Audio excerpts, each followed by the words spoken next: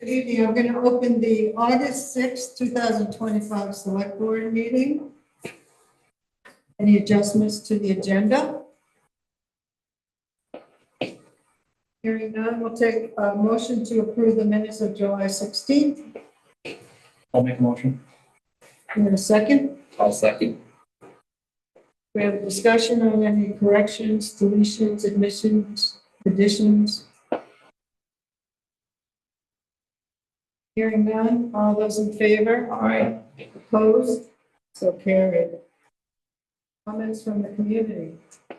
Hi, Aye. I'm here to request a letter for the annual coin drop for August 30th and 31st. Did you need a certificate of insurance? Yes. Okay. And so can you tell the board where you're gonna hold it? Right there by the post office parking lot. On Route 15. So where you put it in that? Yeah. So you do it on a Saturday and Sunday? So does the board have any problems with that? You want to make a motion to allow this fire department to hold a coin drop on Route 15 on August Second that motion. 31st? Second. Who made the motion? Linda? All those in favor? Aye. Opposed? So carried. I have two questions. Okay. How much do you usually get? It's it varies from like. And what do you usually use it for? For like 15 years. Equipment? Per year. Or one per year? Okay, thank you. That was just Do we curiosity. have anyone else who has comments for the community?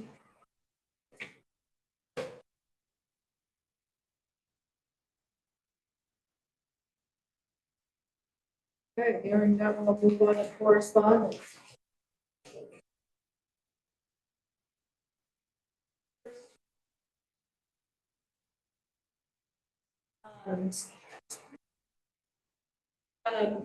Linda Mark was the 2025 Vermont Planners Association Citizen Planner of the Year. She was nominated by Tori Howard of the LCPC.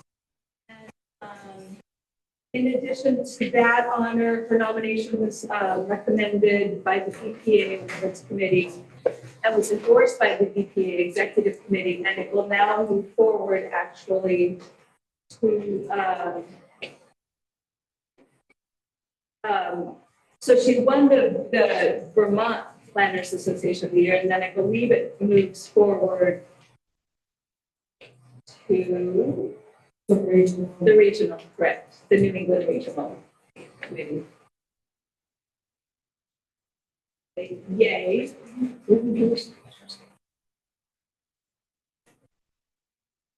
So we received our Loyal County Sheriff's Department patrol report for June. I'll pass that around for your review. And an email, I guess, to Dylan. But,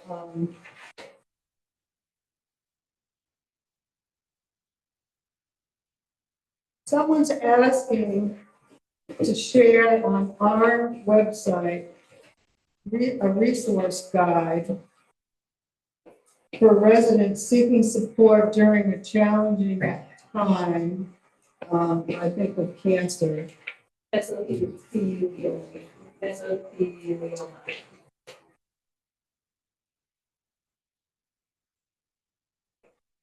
it looks like they have some links for financial aid for cancer patients and some more information on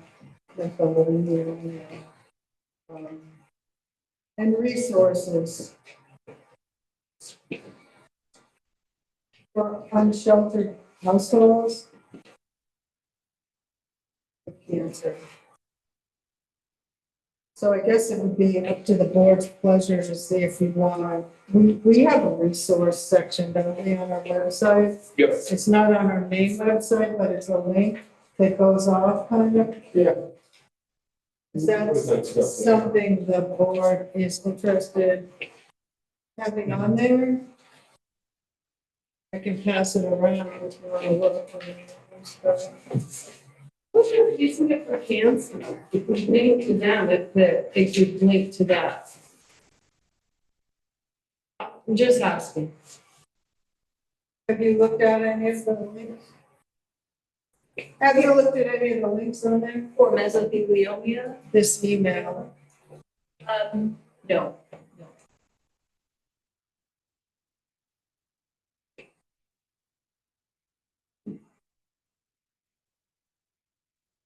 Should we look into it to see if it's credible? Yeah, I think I'd like to get them to send locally and then see if the local people have it. Sorry. Like Lacing Up for Cancer has on theirs all the associated cancer links and stuff.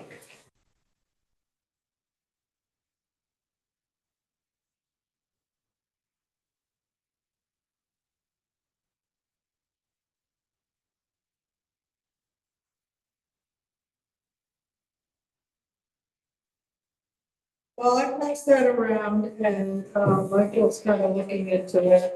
We can take that back up under Selectboard review. Have time to think about it. Right, set the tax rate to 25-26. So, I sent around, last meeting, and through the email, what we were looking at. We're pretty much still the same. In the meantime, our grand list did go down a little bit. There was an error, both home was left on there by mistake. So our new 411, which I attached here, is a little bit lower, but it's still the same pretty much. It's like on the very end that it's changed, so I'll send that around too, but, we're still looking at the same rate as we did. I'd like to say it's better, but it's not. So as you know, we're looking at, 31 cents. And we're basically looking at 14 cents for non-residential and 31 cents for homestead.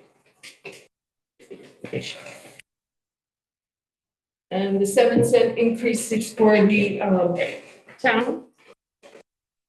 Because as Can you say that again? It's a little confusing. 31 cents, 31 cent what? increase for the homestead rate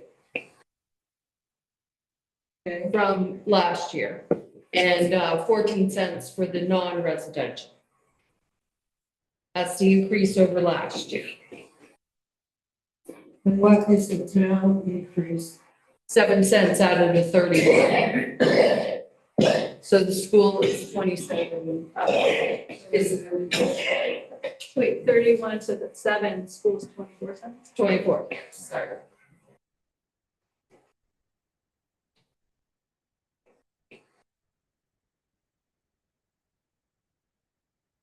Now, if we get reimbursement, some taxes for those buyout properties, how does that fit in? Or does it fit in? Well, once we get it in, you would be able to allocate it where you want, but because we don't know how much that would be, because we have to cover the budget, we have to set the rate. And I have no guarantee of when I get it. It might be at the end of the year. It might be in the middle of the year. Well, maybe it'll help us fill that $22,000 hole. That's very true. And I know that the state buyouts qualify. I'm trying to find out if the Bernard's, Pearson, and Martin Yeah, they're the would same. qualify, They're the same. even though they're allocated from different money. Well, actually, FEMA does pay a portion of the other buyouts. And one hasn't happened yet, so, No, but we're just about there. okay, good.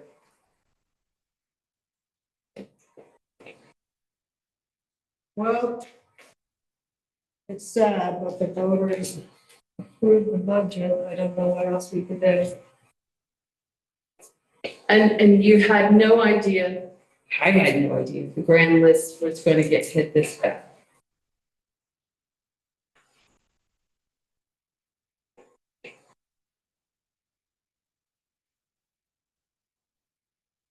Okay, we need a motion to, make a motion to set the homestead tax rate for fiscal year 25-26 at 2.5549, and the non-residential tax rate at 2.7124.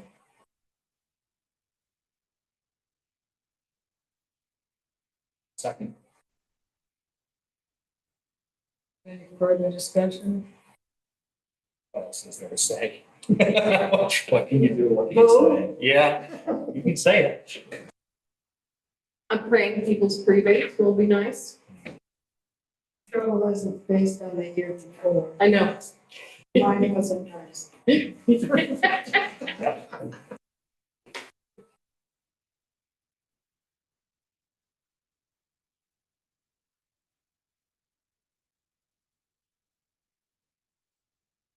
Okay, any other discussion on the tax rate? We'll move on to the transfer station. We have a bear issue up there. Do you want to explain that? So you have you have a. Oh, sorry. All those in favor? Aye. Opposed? Okay. Yes. Tax rates are. If anyone got a crayon, I can sign it for.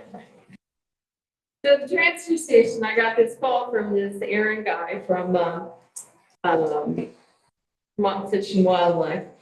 He's what we used to call game warden, but, And, they track bears, and, they're tracking a bear that is visiting our transfer station. And, he says once he's found a source, I'm assuming it's a male since he said he will not leave it alone. He will keep coming back. And as they've been tracking him, he's coming back every weekend. So they recommended that I reach out to Casella and ask them for more sturdy lids, to ask them to put bars on the across the closures. Well, that apparently is not something that's easy to obtain, even though I thought it would be an easy fix. I mean, apparently Casella wants us to build an apparatus that would, or they would, and then they would charge us a certain amount of money to have, and they would operate it and everything, that it would cover the dumpster completely on top. And they would lift it up, put it down. I'm thinking this is a little overkill. I've watched this video. Lyndon's watched this video, I assume, and I am flabbergasted about what they think is the solution. Yes, thank you. I just wanted some chains or some bars to go across that maybe he wouldn't be able to rip off or whatever. He's not going for the bulk because there's nothing really to eat in there. And he's not going for the recycling because obviously there's not really food in there. He's not even going for the compost anymore. He's going for opening up the dumpster, hauling out bags of garbage. And I asked Mr. Aaron if he could divert the bear, put him somewhere else. And I was told they don't do that. So do we have an order or anything of what we have to do? Do we have some kind of order? Almost gifted. Or do we just have a request? It's, no, he asked me to look into having Casella, that's the only thing. Having Casella look into figuring out a way that they can fix this solution. I'm gonna call him back and basically tell him, I don't think it's possible. Because I don't think we should do this. No. Well, it's $250 a month to rent the cover, and we have to provide some kind of cement on the bottom that chains will go down into it. We've looked into it and he should look into how we're gonna pay for it. Oh, it's $275 per month. Well, the bears are very territorial. They're not gonna move. We don't move, No. we'll go back. I think in about 3 weeks, the solution would be in. It's called early bear season. Oh, So they He's don't, saying- then that doesn't include delivery and installation. Yeah, the open top container will need to be on the pad. And the lid needs to be anchored down on the concrete as well, and then it lifts up and goes over the container. It's pretty much what it does. This is what, We just passed it around. this is not what I asked for. I just asked for them to secure some lids. And this is what they came back with, and I'm just, So does the board have any suggestions or? Early bear season. I mean, I'm willing to call Aaron back and say the town just can't do anything. At this moment, it doesn't jeopardize our transfer station. I mean, it's a problem. No one's denying it's a problem, but it doesn't jeopardize the operation of our transfer station. No, we just keep cleaning up every weekend. As much as it sucks, eventually the bear will move on, or perhaps bear season will do what bear season does, or maybe there will be a more elegant and less expensive solution presented. But at this point, that seems like a great deal of work. I just don't think it'll work at our station, because number one, we're against the wall as it is, and then we're gonna put this thing there, and it's number two in there, it's not. If it's not close enough, people drop everything down in between. And Jim's not here, but Jim, Michelle and we went up and did some cleanup and stuff, and If you're talking 2 units. Because once you take one away, they're gonna have to supply the other one. They're gonna he's they're leaving gonna have to quite a bit. modify 2 well, the ball, units. I'm making sure with the ball, and I've told Silvio and Basil, do not take any garbage to put in that ball. Do stop taking, close down early at this point. Because I don't want anything in the bowl. He's gonna, I assume he's causing a lot of mess. he is, but, Electric I remember the one time I had to clean up after the oh, we whole, have electric fence around the compost now. I don't know if we can put an electric fence around that.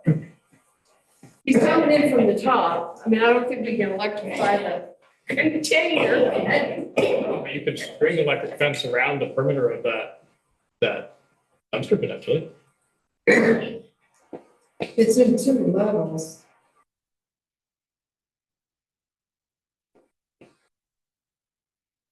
I think the easiest thing is to take the bear away. I mean, I don't understand.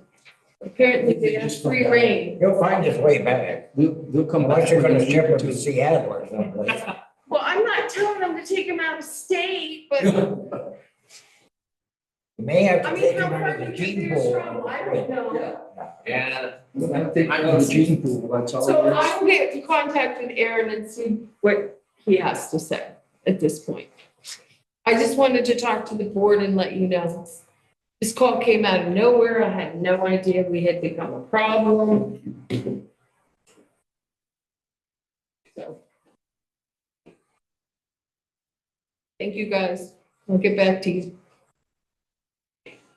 In the meantime, we just do cleanup. It's not a big deal. So he's worried what the bear is eating.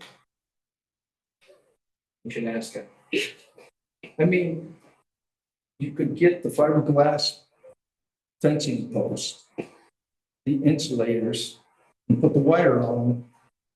Unless you get something that's going to be almost lethal to you, you're not going to stop it. It's just like honeybees. Once they find out there's honeybees there, they're in for it. This is food. You're going to have almost 3 amp sensor. And they don't make them anymore. We knew garbage was attractive. I do find it hard to believe this is the first time we've had a bear problem at our transfer station in the last millennium. Well, we always. But they never bothered the garbage before. Really? Apparently we have smellier garbage maybe, I'm not sure. Interesting, because we shouldn't have food scraps in our garbage. Yeah, maybe somebody's not doing the right thing. I'm not pointing fingers.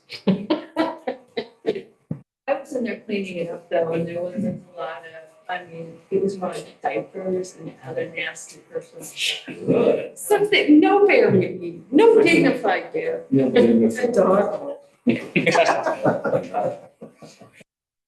gotta remember, you kill something and they go and bury it, and then when it starts rotting and gets full of maggots, that's preferred. Sure. That's just. So every other transfer station in the state of Vermont has a solution, like a cover or.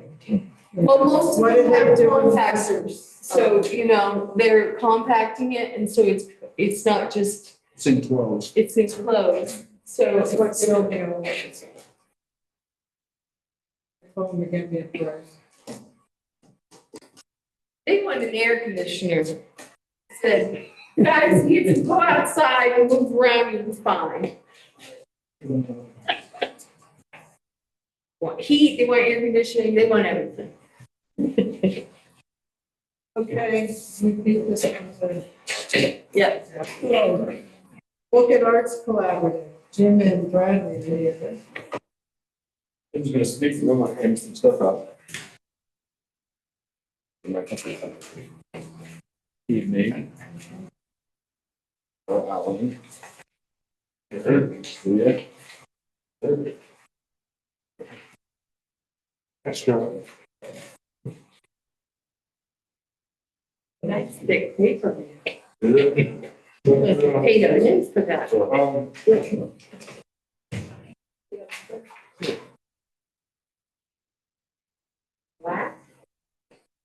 Wax, nice, but it's not whack. We promise.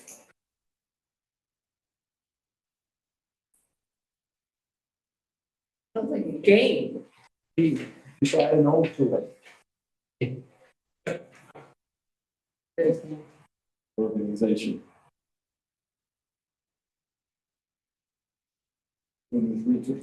Yeah. Oh, yeah, sir.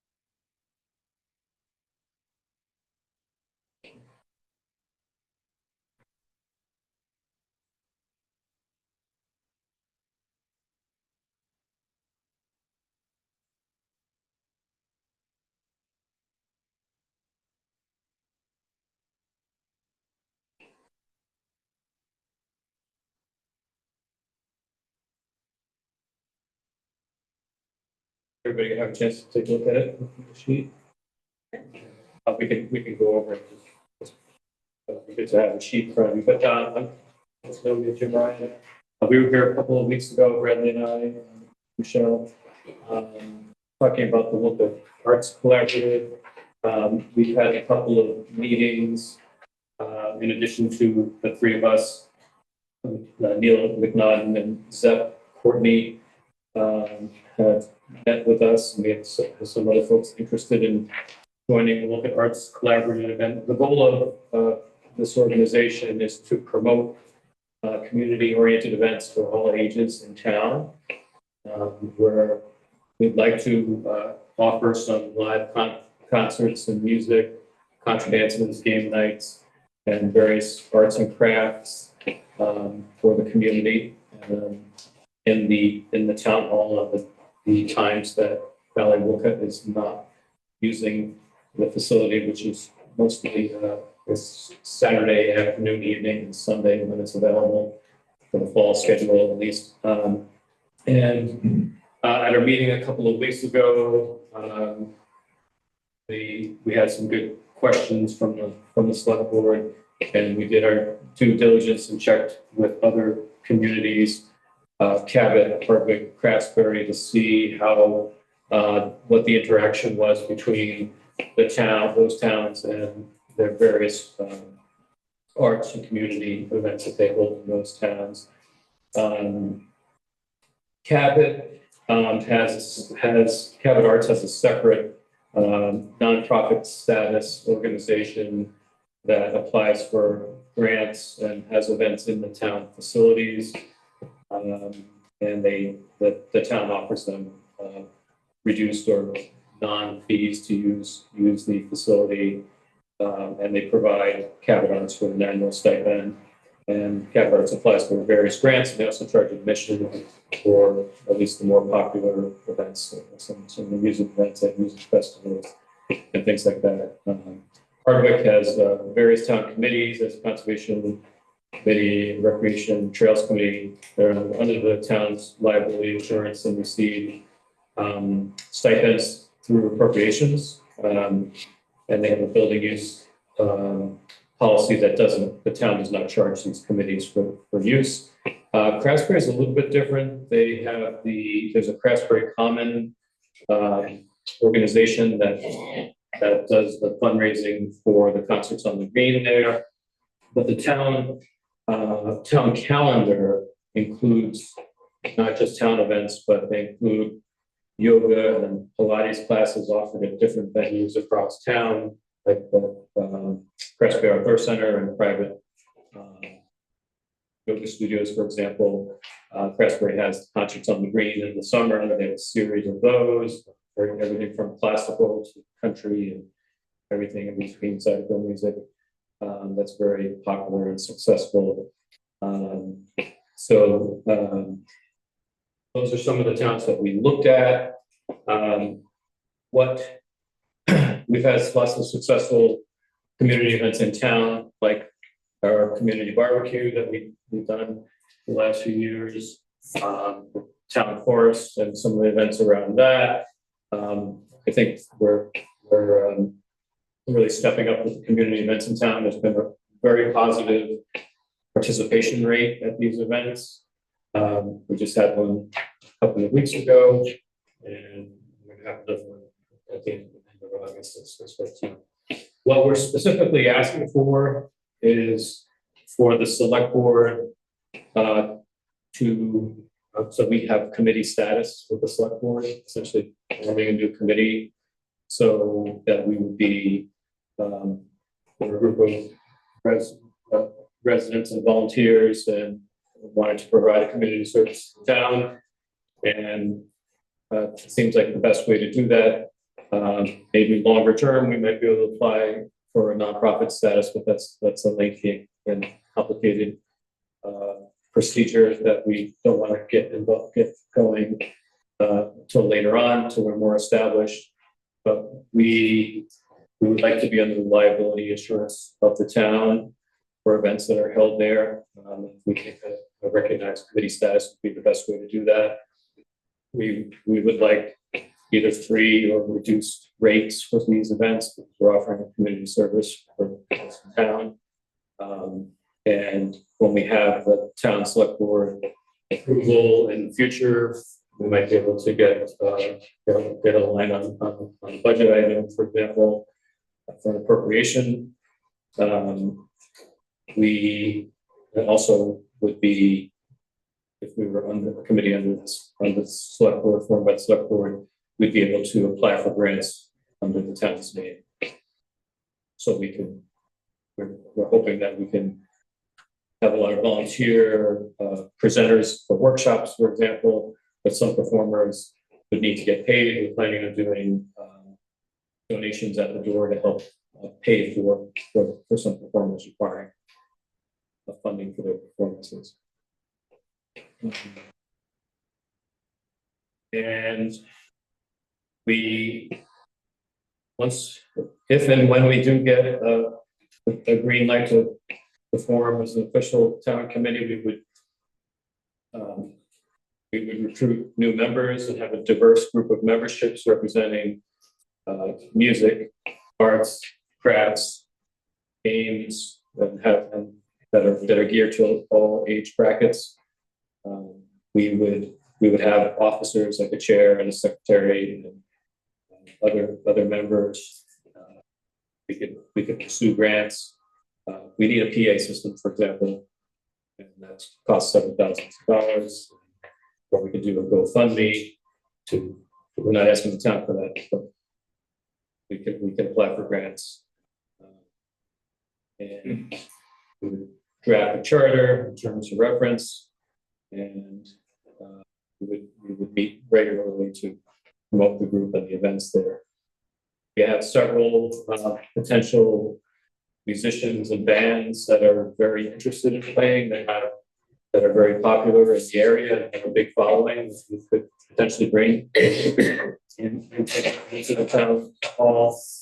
I think there's I think from a lot of the events that I participated here, when we asked folks what they would like, especially the one that we had just a month or so ago, right out back here, a lot of people want events and activities in town that will bring the community closer together and do fun things, and where we can promote creativity and get people involved where they don't have to drive to Morrisville or Hardwick for that. I can have it here on a regular basis.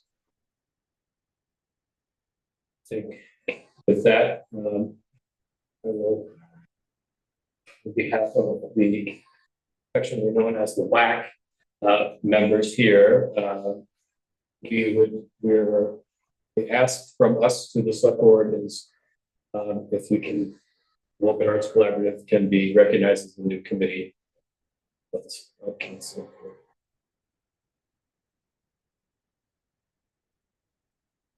I missed the original presentation, but I absolutely love the idea. Thank you guys for taking that on. Yeah, we probably have space for it. One thing I would say is when I think of Folsom, I'm also thinking like if we get people in the door, and that's possible. What I want to expose them to is not just the music, but like maybe we have some of this Wolcott Woods like poster and stuff just sitting here. It's out there, so they learn more about our forest. They learn more about kind of what's going on around. Because we all know how difficult outreach is. So if we can bring people into a barbecue and expose them to the tents and things like that, maybe we can do this events committee. It's really just a way of doing outreach. And do it in most of the events we have here in the summer months. We're having events at the town hall will allow us to go year round. And the last thing I'd say is, I was just discovering this in my own, talking to Michelle about it. It's not just the town hall, we could be doing things in this pavilion, we could be doing things all over the lake. It's not just the town hall. I mean, town hall, I think, is just this rough gem that's sitting over the 19-foot stage and just huge and just beautiful building. So, If we And have, that's what the community trust is doing, trying to restore this building so there is community space in it. And I did get that list from that meeting. You know, all the participants, what they wanted to see. A lot of it was music, arts and crafts. They wanted, doesn't pertain to you, but I can send it to you. Music, they had 7 posts here. Music jams, music festivals, outdoor music at the park, food festivals, I'd love to see that list. Murder 101. It was quite, you know, it was quite diversified, quite a bit. I mean, they had like 65 people come and give their thoughts of what they'd like to see. And I guess Tori and Desire will be at the barbecue doing a day in Wolcott, and to put down what, if someone was coming to Wolcott, what would they want to do? It could be not only for our own community, our own residents, but it could be a draw from the communities. We have a lot of people that I know in town that go to Harvard or the Civic Standard. They have a similar organization to Wolcott Arts Collaborative, what we're trying to do, where they have weekly community dinners, they have guitar lessons, they have weekly jam nights, they have high caliber bands performing at honky tonk night once a month at different venues, at not just the Civic Standard building, but like the American Legion. Almost as Bradley mentioned, envisioning multiple venues. Linda Young, I don't know if folks know Linda. I guess I would describe her as a part-time resident. She was a monthly for part of the week, and she spends part of the week here a little bit. They're organizing a series of concerts, house concerts in Stephen Jan Young's chapel, and that brings in 40 or 50 people. There's several of those performances. She's got some great connections with the music community, as do I. Bradley has a lot of experience as well. We have Seth Courtney, who's a music producer that moved up here from New York and is building a music studio. He's got a lot of great connections as well. Neil McNaughton has performed and organized a lot of contra dances and square dances in the Harvard Greensboro area. So a lot of experience coming in, and that's just on the music side. And like to keep up some more stuff on the art side. But there's a lot of potential.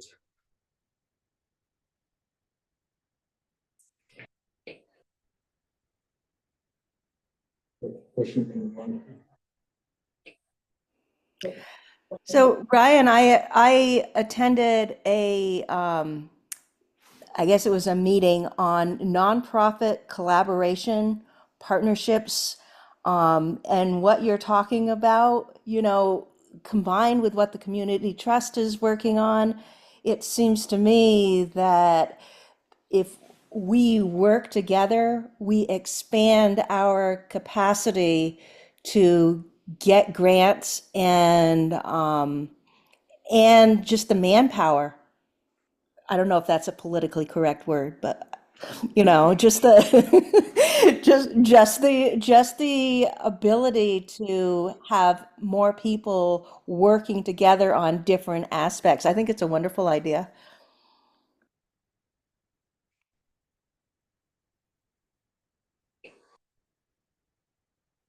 Anyone else?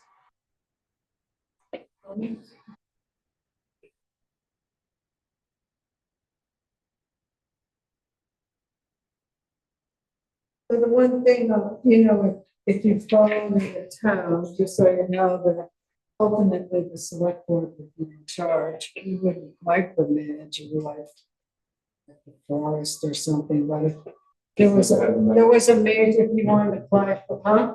No heavy metal. No, no, nothing. No mosh pits. But if you were to apply for a grant, you have to come to us and ask permission. Sure. Yes. So there's some steps that if you're, you know, fall under the town liability and town control. Mhm.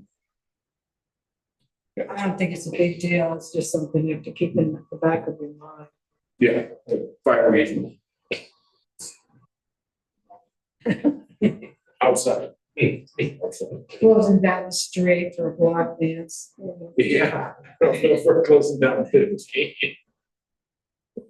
School Street, Supposed to be- supposed to be- they used to have them allowed when I All was kinds of in ideas, suburbia. Yeah, we'd like to do like, maybe bring in a food truck or something like that. That's cool. Yeah, I'm mostly interested in like that list, so I wanna know what the people want to. Yeah, I'll send it to you, it's in, I'll have to share, it's in a Google Drive, so I can't just send it to you now. Sounds good. So would you like a motion? Yeah. I'd like to make a motion that you guys become the official committee under the purview of the town. In a second, I'll second that. Lee? yeah, Richard. Do we have any further discussion? Not, all those in favor? All right. Opposed? Carried. Great, thank you. Start. I think there's a lot of, yeah. There's a lot of intertwining, you know.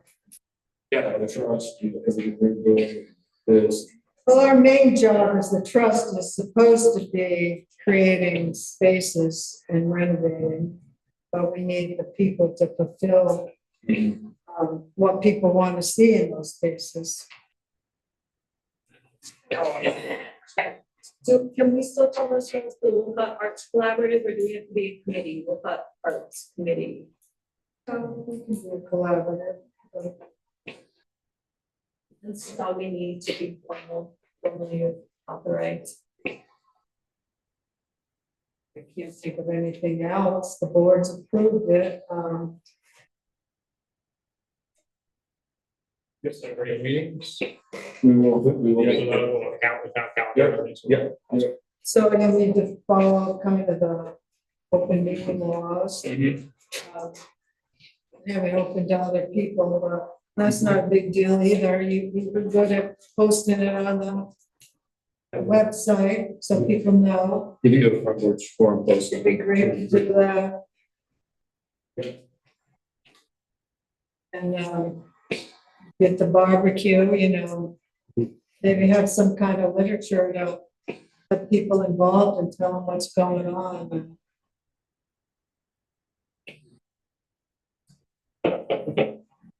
It's during 3 weeks. Yeah. The all, that's the trouble. Yeah. If you get him on a very Rotisserie chicken. Well, even if you just have a flyer that people can pick up to take We home. could have something like this. That we just hand out. In color, maybe, I can. because then someone will grab it. You know, Oh, if it cool. looks like you wanna, if you wanna see some, you know. Another white paper doesn't really,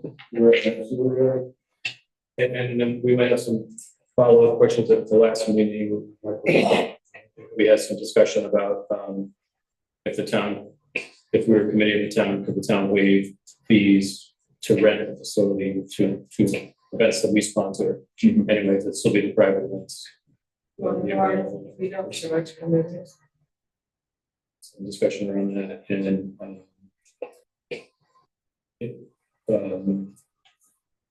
there might be an occasional event where, we could, with select board approval, have serve alcohol with a, like from a local brewery, if they pick up the liability insurance. Which they, Yeah, that's an individual discussion at the time, so it's just questions like that might come up. so that's when you come to us, yeah. There is a town hall permit, so you do have to schedule it with me. But just to make sure the calendar's clear. Right. And there's a permit that kind of spells out the rules of using the town hall. And then we're trying to figure out an interim PA system that we can rent or have bands bring their own systems until we can buy our own system. Won't be a problem once the municipal system comes through, but right now I would wonder about the wastewater capacity and filling that building on a regular basis. I'm not sure how soon you guys are going to start having 60-member events and if they're going to be 3 nights a week. No. I think we're thinking a couple of things a month, maybe at least to start. You actually can't because the valuable fits in Yeah. every day, but Friday, they can do it Saturday and Sunday. So just a thought, like I said, it kind of goes away once we get our system. But We'd love to have something this fall for maybe a few events just to kick things off to get people excited.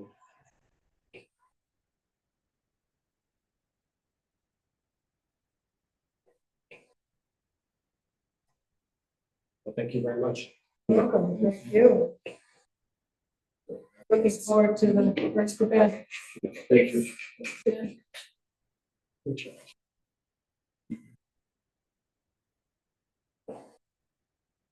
That's my go phone voice for. So, Ryan Beardy had asked me to find out more about, how do we do sort of robocalling to landlines? How do we, because it seems like that is one of our most vulnerable populations, people who still have landlines and are not comfortable with cell service or cell phones. And so I contacted TextMyGov, for $500 annually, they will, allow us up to 10,000 minutes, each 1 minute. So each number per text per call that we send out is considered 1 minute, or if it's a long call, it's 2 minutes per recipient. What you do is you type out the message and then TextMyGov interprets that and sends it out in voice via robocalling, basically. We have to collect the phones. A lot of the phone numbers that they originally had were landline numbers. So they do have sort of a base for us to start with, but we would really have to collect the landline numbers ourselves and import those. And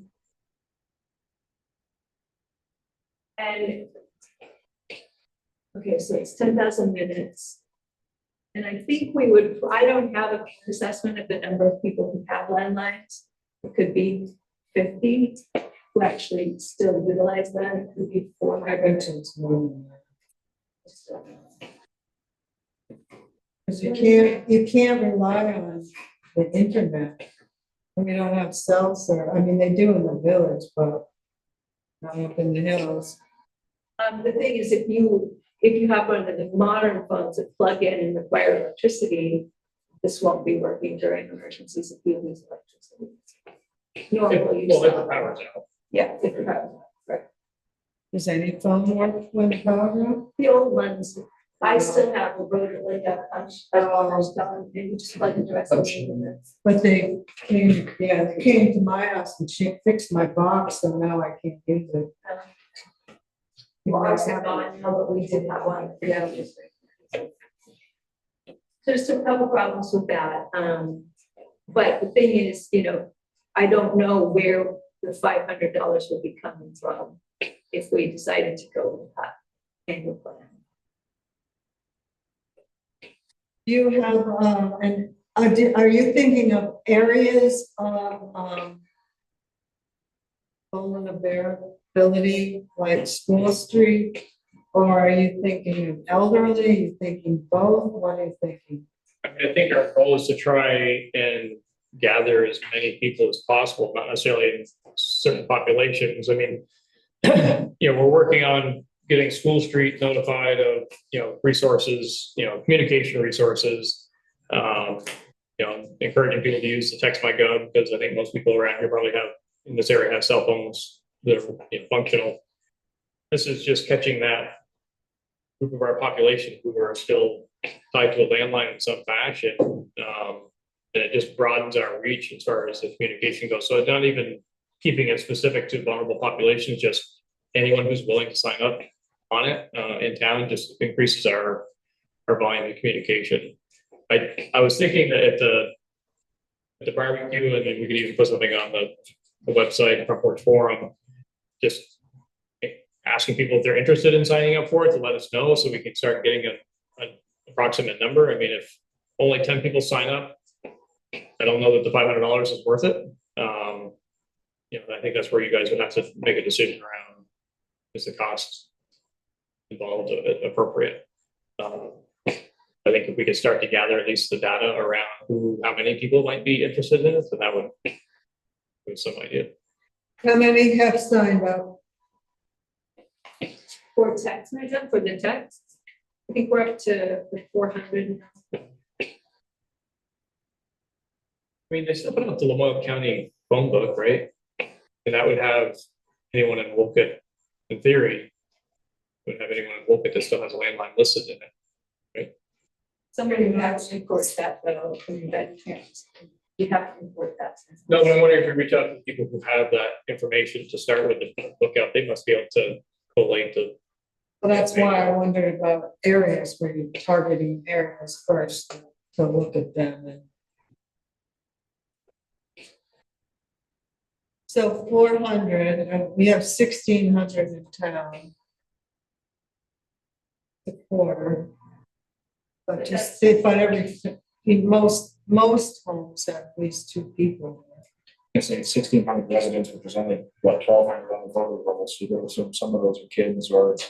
That's 1,250 on the voting list. And there's Are they what, good? 900 addresses. They're all good. They're not like need to be challenged. This is the year where we've purged and I've sent out challenging letters and stuff and gotten responses. Going down to about 1,250.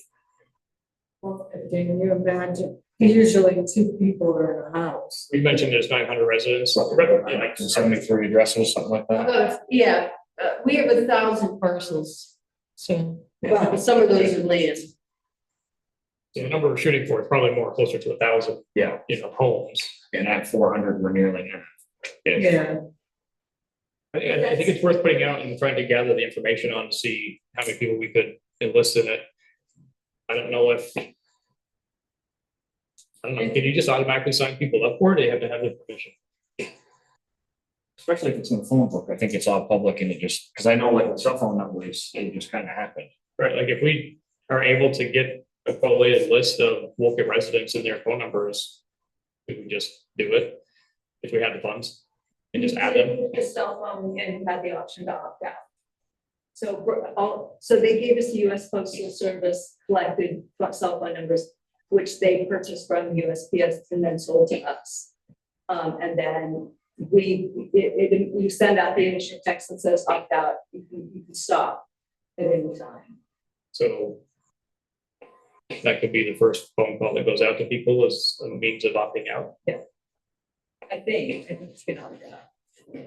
I think we try to gather the total number of landlines in town and see what that number looks like. So what is your response when people come in and you try to sign them up? Some do, some don't. And do they give a reason or?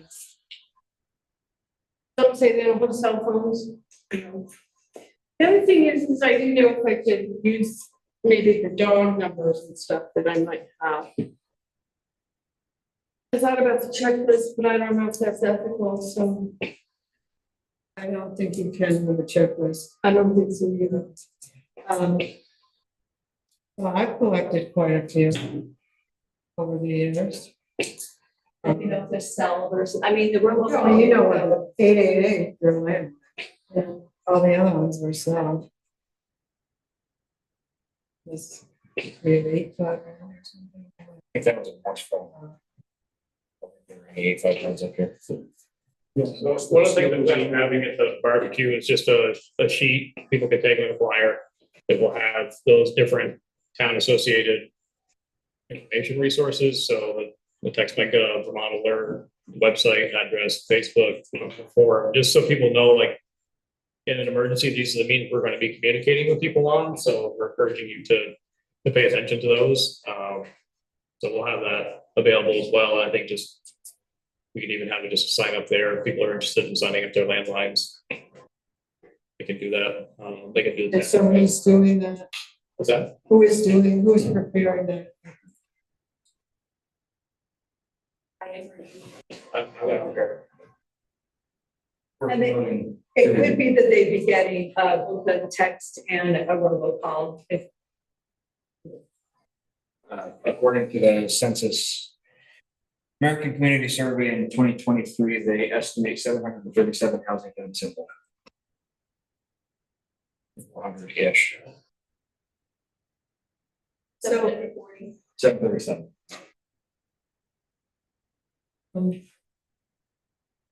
Seeing as we don't have any money, and we're actually in debt.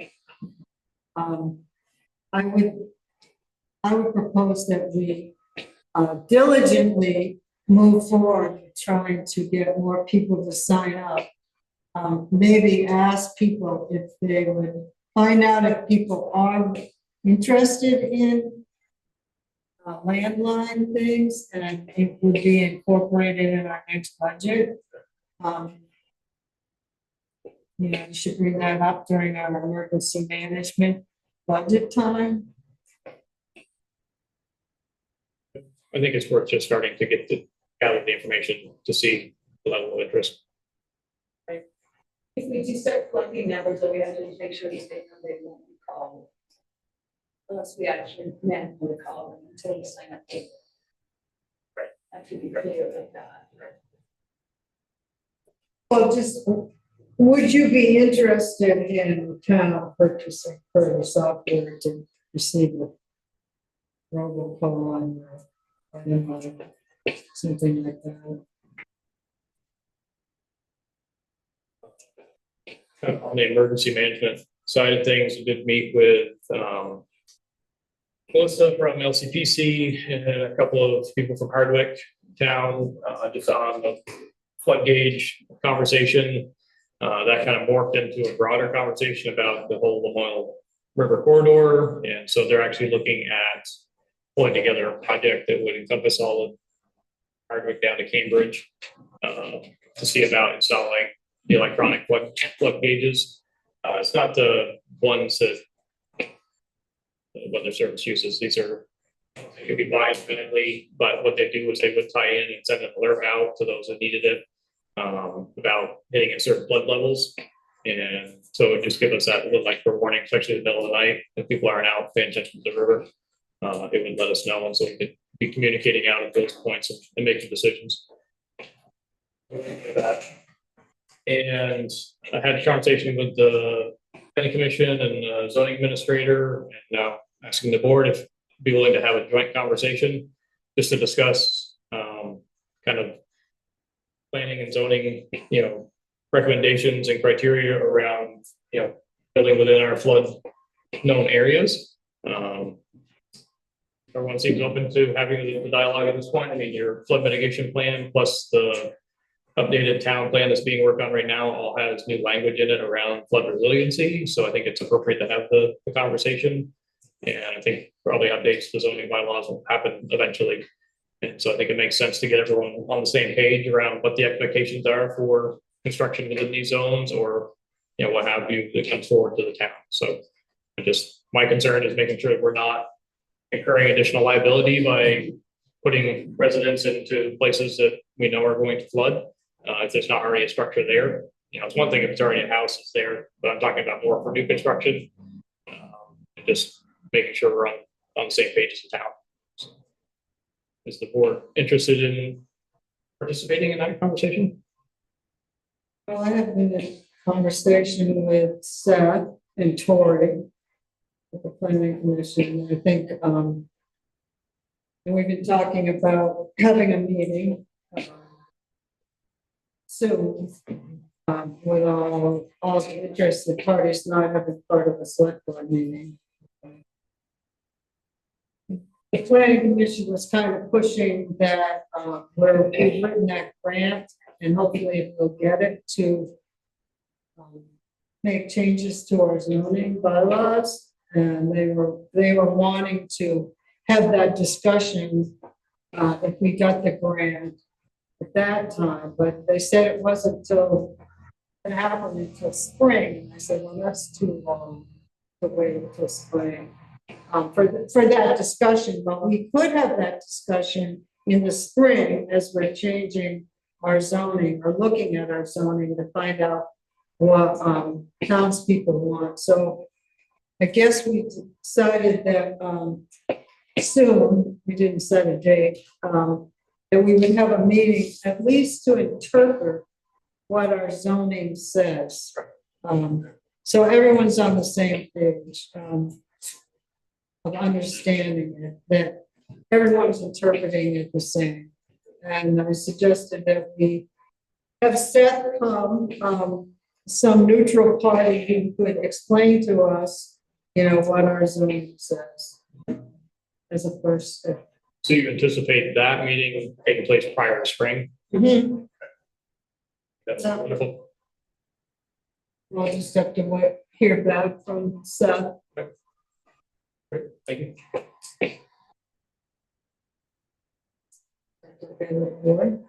That's great. I'll be a part of it through other boards anyway, so I don't have a whole lot to say.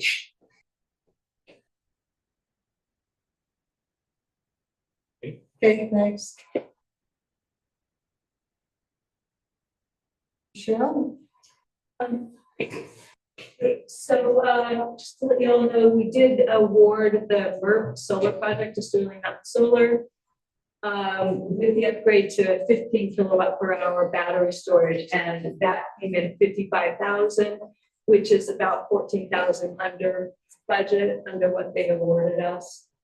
That money is, I've talked to Tori about it. They gave us a total of 100, I think 10 to 12,000. And that money can be used for other things. Like if we're under budget, we could then maybe look at getting a heat pump in this room if there's money left over to do that. So the money is kind of movable. They will begin in October. He did say, and that's there's another discussion later on that we'll talk about the roof here. We can either go into it now or later, but the highway department has completed 7 roads for the heavy duty brush cutting of the trees along the roads. We did North Wolcott Marsh Road, East Hill, the paved portion, Town Hill, Maury Hill, Wells Road, and Elmer Pond. So that's it for this year, because we need to rent that unit. And so we rented for 2 weeks. The road crews installed a culvert on Baldwin Brook. It's Melfi's, near Melfi's up there. And they've nearly completed they did a lot of road work, ditching and berm removal on Baldwin Brook. They are installing, I believe they've just completed a culvert, an upsized culvert on Richard Wolcott Road, and did ditching near DJ Massey's.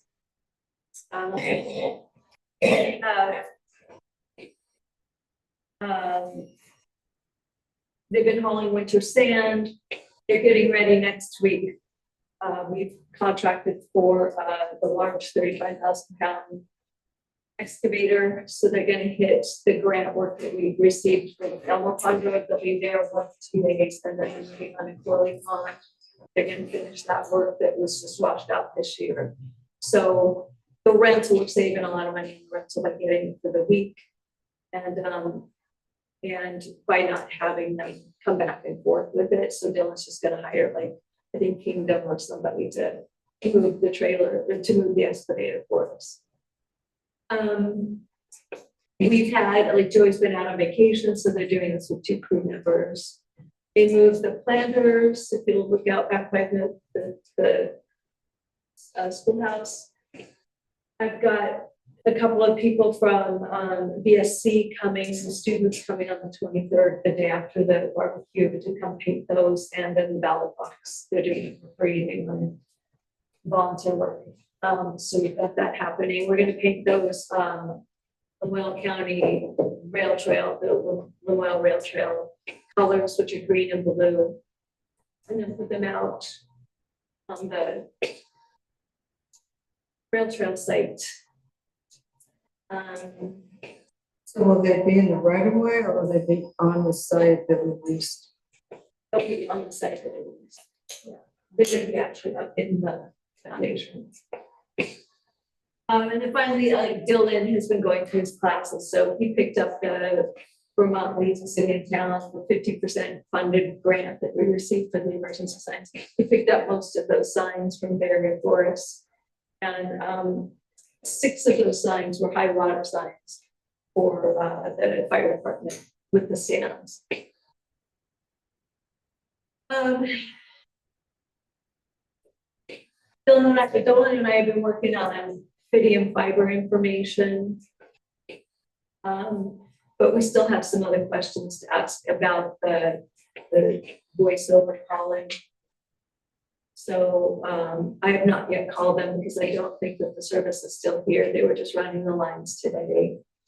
But I'll have more information next time, hopefully. I've been working on pulling together drive information on driveway culverts and been calling other towns. And we'll talk about this next week at the next meeting.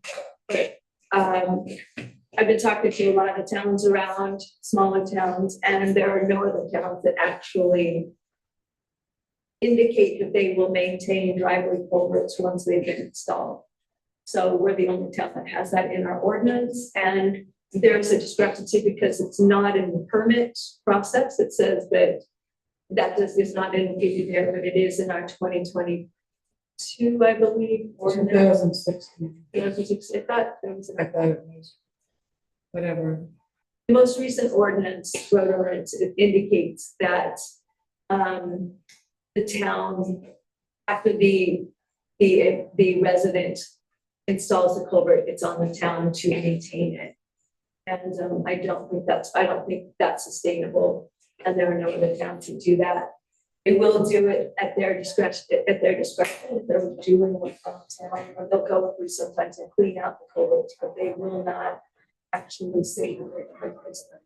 And that's just killing us right now, as far as both time and labor, as well as getting people, purchasing culverts. This year we had 2 residents purchase their own, but even then it's hard for the town to find time to put those in. Belinda went through Belinda, Indiana, and they created an excess weight permit application based on Michael Faraday's request. And I've been going through and I found several of the companies that didn't have current COIs filed with us. And then we've got 4 new companies added that we phoned and asked them to complete the weight permit list. This week I initiated the RFP for the MERP grant attic insulation project. Tomorrow we have a mandatory meeting, pre-bid meeting here. Hopefully there will be some people who show up. I did Michael per your recommendation. I contacted 2 local companies and also sent them an email. So I like voice on some emails. Per Linda's recommendation, I spoke with Alex, who's the town Hyde Park Town administrator. I talked to him about the kennel agreements. We're going to meet again in August sometime. He said that Morrisville has also expressed the desire to find another kennel. And they are both currently looking for a town-owned property that can be developed into a kennel to serve all 5 or 6 towns. They do have a couple of sites in mind that they can review. Who is the town Hyde Park is looking for? In their town? Morrisville and Hyde Park, yeah. To put it on which one? Both of them? There are a couple of properties that we're looking at, so there's nothing decided yet. And I don't even know if those will work out. But we're moving forward. So there's a little bit of progress being made there. I sent out the junk ordinance letter, certified letter to 277 Flatiron Road. We have not received the receipts that they have accepted the letter. Does he live there? I told he does. It's not in his name, however. It's in the name of the trust. It's in Linda Primo, who just recently got there. Also, although the wastewater manhole cover grant was selected to actually submit the application, we received notification that we did not receive the grant. So that was kind of we were kind of bummed about that, but we'll figure out if we can get the designs done by some local artists for free. I wanted to talk with the board about the snow guards that we had installed last year above the library. Remember, they all fell off in the first snow. They all came off, and so we got the money back for those snow guards, but we need to figure out what we want to do with. Who was the company? I don't remember, but it was not Alpine. It was something roofing. I have it in the files. We definitely won't use those again, but we don't have the money in our maintenance fund because it was cut $5,000 this year. But if there's something that we want to do to proceed this year, by just putting snow guard above the main store. Which brings me to the next issue with the library. They need either repairs done to the deck or an actual new deck because there's a lot of rot and there's a lot of buckling now and it's falling in. So I told them that we don't have the budget to do it, but they're running through the library trust with the committee. And they'll see, they do have some money there. They're going to see if they can get approval to redo the deck. So I reached out to MH and Son Construction to see if they would give us an estimate just as a reference for the library to either redo the deck or have Sometimes it's those ADA grants, because that's what it is. It's built for ADA accessibility for wheelchair. Even though it's completely plowed, that whole thing needs to be redesigned because no one in a wheelchair can ever get there in the winter. Because it's full of snow. It's horrible. Something great there too, creates a pretty good pond right in front of that. Yeah, the whole thing needs a redesign. It doesn't need to be just replaced. It's poor. It is. Yeah, there's no argument here. The only thing I'm hopeful is that the library is going to the other building. But it's still be a cafe. Yeah. Yeah. Years, and that it's in such bad shape. It just needs to be a little grant, not that huge thing. You don't get to pick, it's an inch per foot. It is? You can only go an inch in elevation But for, out here we have such a tiny.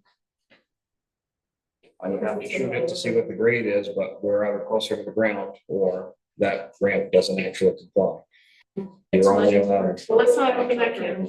Well, I think it needs a greater discussion than just replacing what's there because that design isn't working and I hate to throw money away.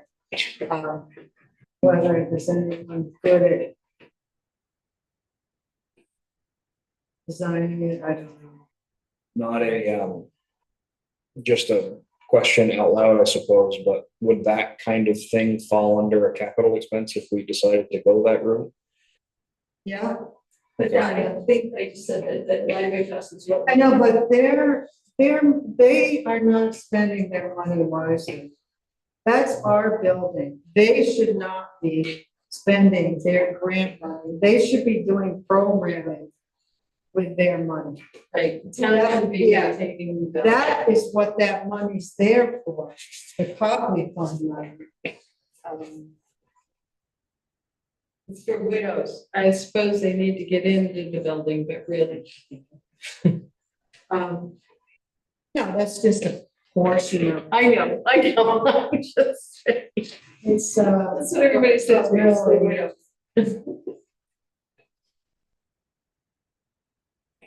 I believe that the granting doesn't have any ties to it, but I believe it's for like outreach and. I'm sorry, the grant? Yeah, they get coffee fund money or Oh, whatever. okay.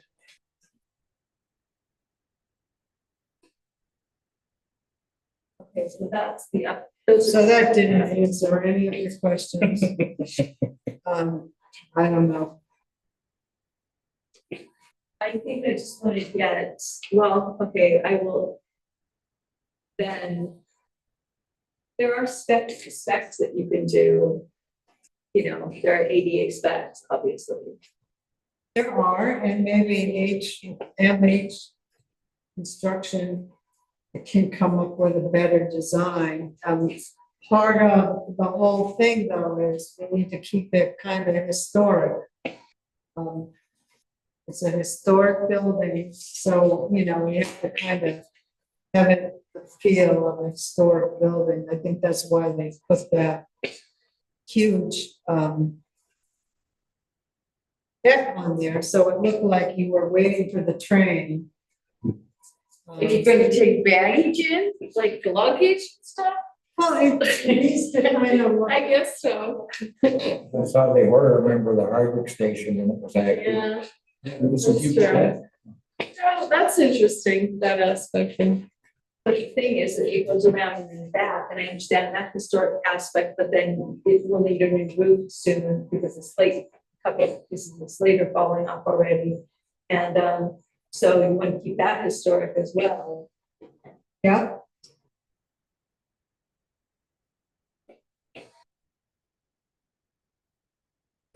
Slab or basement over there? Crawl This would space. be- Crawl space, it's on piers. Would, Kind of getting into the weeds here a little bit, what is it? Sometimes it's got water in it. It does. it's got plastic down there that holds the water, so it doesn't affect the wood, but I do have pictures of when it got affected in flood, I can send it to you. Well, I'm just thinking, again, briefly, because I don't want to get in the weeds here, but we could try and raise the grade around the building, cure your puddle, shorten our ramp with 2 loads of fill, and I happen to know where we could get those. We tend to generate them on our own. Yeah, that's an interesting answer. Yank that deck off from there, bring the grade up a little bit, and then replace, but I just would want to know that we put something in place underneath it that isn't gonna trap water. There's a crawl space underneath it in the kitchen. Go down in there.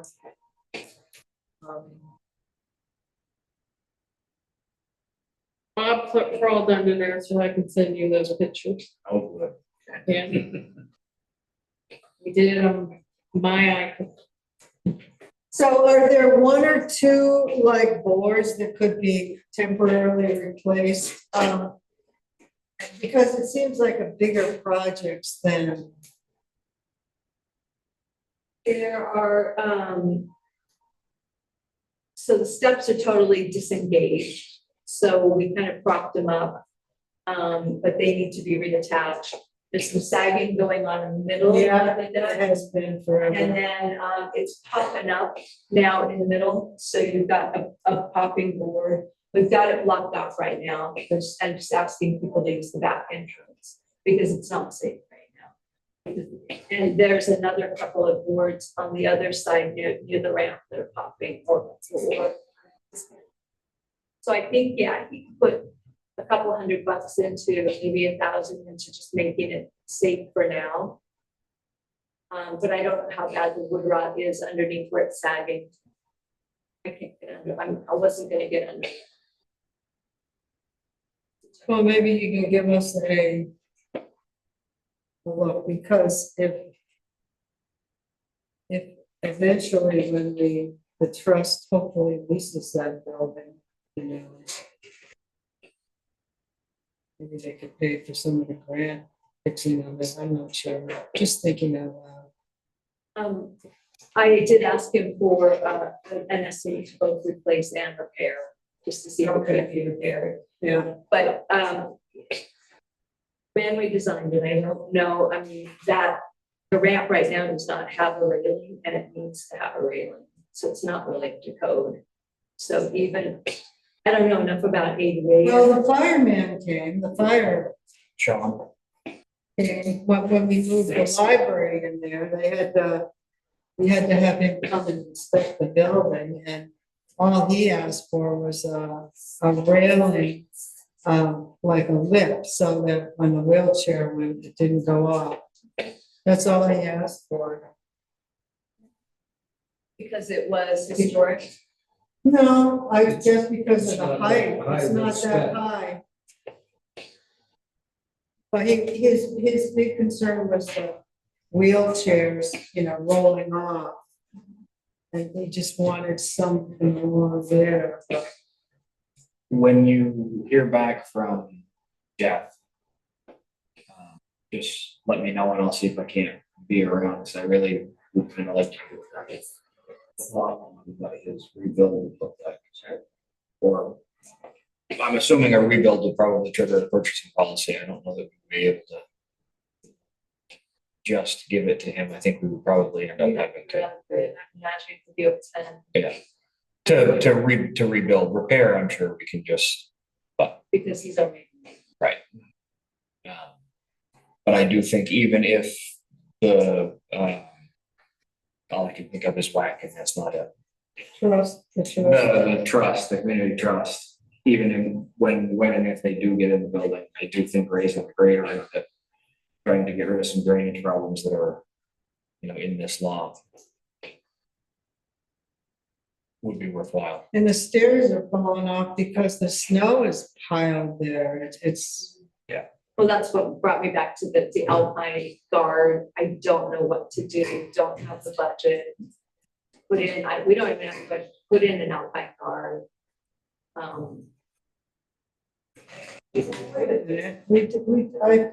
thought. Right here. And with all the 911 signs and with the replacement of these that we've already approved. And with, if we do the solar arrays and pay for it, replace this portion of the roof that we'll talk about later, we are looking at a $15,000 budget. We're almost there. Plus I've got what? I'm not paying for the roof, building maintenance, that's not what it's for. Okay. In my Then that mind, frees it it's up. for big projects like a roof, the capital fund. Thing, again, getting in weeds, but thinking out loud, you said we were 14,000 under the allocation in the MERP grant. Yes. Have you already contracted with somebody to get these lights done? I know that we agreed and slated the funds and on and on and on it goes, but I wonder We have if, another, we have 1,000 from Vermont efficient. so we couldn't use MERP grants to cover our portion. No, we can look at different. Rules. I don't know how to find out, It's probably not worth the effort, but I don't know if we also want to keep pump in here. Yeah. So. Yeah. And I don't know what the installation's gonna cost. It's a little early. Out of the office where you pump wouldn't be bad. yeah, I'll have to see. The office gets used more, I would think, than meeting room. Yeah, but we have these window air conditioners in there that are. But if you have the heat pump, you can also have the heat pump side of it during the winter time. It's pretty warm in I here. was gonna say, it's hard to beat the efficiency of infill radio. It's really hard to beat that thermal max. The only thing, Always the cold in here. only thing you don't have is cooling I hear that it, office. so. Yeah. So, The cooling would be nice in there, it beat those two window air conditioners that are in there. I know, I figured Alright. that all about the. Be more Might be efficient. hard though, to The heat pumps are quite expensive, I'm still like that. So, No, I mean, the hardest thing would be the electrical, but $800 you could have heat pumps that would do this room and probably closer to 700 for over there. But I still think that the best use of money would be to buy a large BTU window AC for this room, if that's the direction we're gonna go. I just don't think we're gonna see It depends on how much electricity we actually generate and what the reimbursement rate when we start selling it back to Hardwick Electric, but I just don't see the benefit to having a heat pump. I just don't think that we need the heat resource because again, we have. Well, but I mean, it's cooling. He's It's not the cooling. cooling. Heat pump for cooling, yes, but why spend the money on the heat pump? When we could spend slightly less money and get an air conditioner, we don't need help. Will the solar power the air conditioner? Yep. Gonna be still installable. Yeah, just the only thing it wouldn't do is have the heating capacity.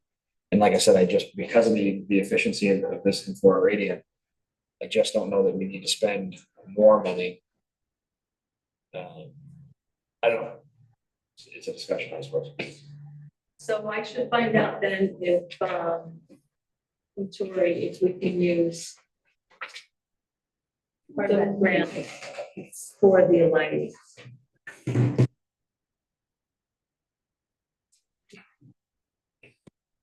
I guess that also kind of depends on the direction we intend to go with the library. If we're talking about the redesign and using capital funds, then I have no idea. So stop saying things. That's what I'm gonna do. So what don't we talk about, you know, why don't we talk about the roof Oh, on the start and was it on? So Jeff was showing up solar. Recommended, so the roof is 17 years old, and I asked Jeff and Suncommon to give me a bit, an estimate for what it would cost if we just place the solar arrays on the roof right now, and we need a new roof in 5 years. What is it gonna cost us to take the solar arrays down and then reinstall them? Jeff said that he would guarantee a price of $5,000. But then he said, let me make a couple of calls, and he contacted Jamie Marcia. And he said that Jamie Marcia for $5,200 would re-shingle the south facing side of the roof right now for us, so the entire side before we put up the solar arrays. And I said, well, we don't have any money. And so he said, well, I'll throw in $2,000 of my own from this grant, you know, from what he's getting paid. He goes, because I really think, he goes, I hate to see towns waste money.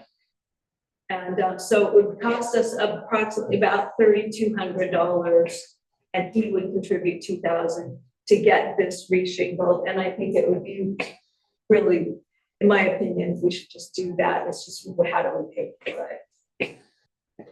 And I told him I'd let him know tomorrow because he's got to get that booked so that timing wise. And that includes the price of labor and product. Yeah, $3,200 cost. That's free.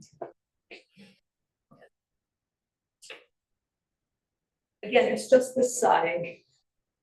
I said, I don't know enough about shingling, but you know, definitely will be seen as correct. Indicate whether or not he was gonna strip or if he was just gonna put another layer over. Just another layer. How about that? You can go 2 layers, but not more. Not that it matters, but just curious. It's nice for that price. It costs a lot more. Because you'd have to strip it, then you got the container and do that all. Well, Jamie's a local resident, who's always looking for ways to get back anyway, so he might be willing to do some of that for nothing. You'd be surprised, I think.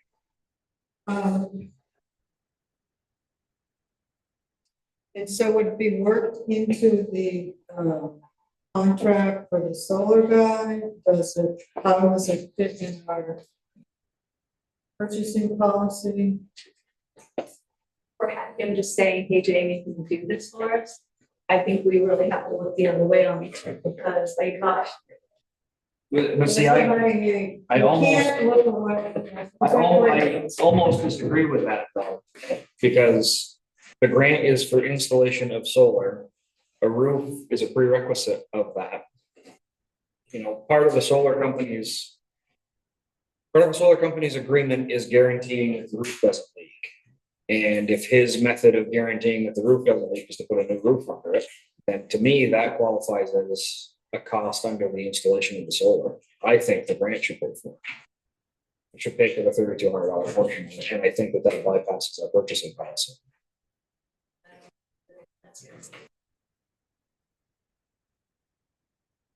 Then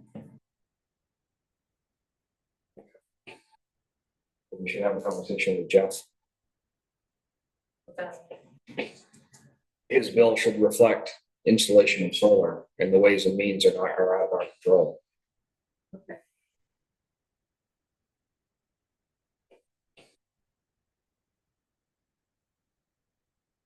Like I said, if he has the professional means that he can't uphold a warranty, the leak-free guarantee without doing this step.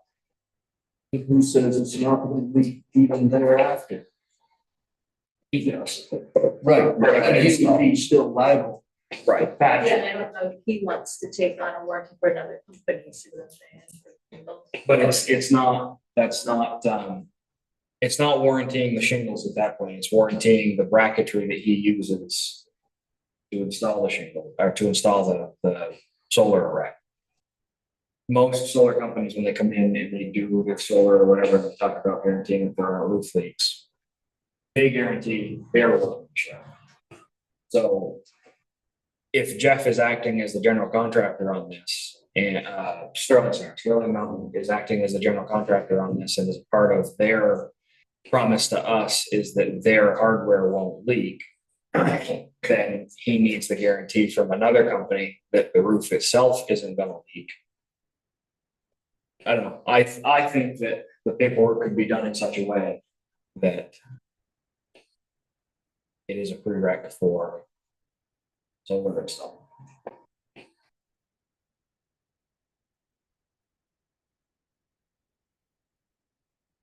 Do you want to give him a call, or do you want, Yeah, I'd be happy to. I'll send you this number. Yeah, I've got it. Okay. I think his main concern is he goes to lift those tiles to slide the brackets in, they look great. Because of the age, that's why he's wanting a new roof, would be more flexible. And that $2,000 he's offering to give us is cheap insurance on his end to not have to come back to this. Because you'd have to pull that up, unwire, fool around. And I should know this, but what is the threshold on our purchasing policy? How high can we get without triggering that? Because again, our cost is 32. I thought it Right, triggered that's at what I 49. asked. Our trigger was It's not under very- 10, I think it's two bids, two people. Right. Well, who's gonna bid 3,200 for this? They're not even going You to can touch it. get, M&H Harris to bid. It's just the principle. I'm really on the principle, You can sometimes not do it, sometimes. It's do just, it. we have to act quickly at this point. We Huh? have to act, if they have to let them know tomorrow, so he can line it up, so I can still get a bid. But then that just seems to me almost deceptive. Purchases over 2,000 require approval by the select board. Purchases 5 to 9. Price and rate quotations shall be obtained from at least 2 qualified vendors. So the way that I'm reading this, we could, and where the money comes from is the next part of this question, but we could authorize the expenditure of 3,200 without triggering any of the bidding. So it really isn't looking the other way. It's doing exactly as the document is designed.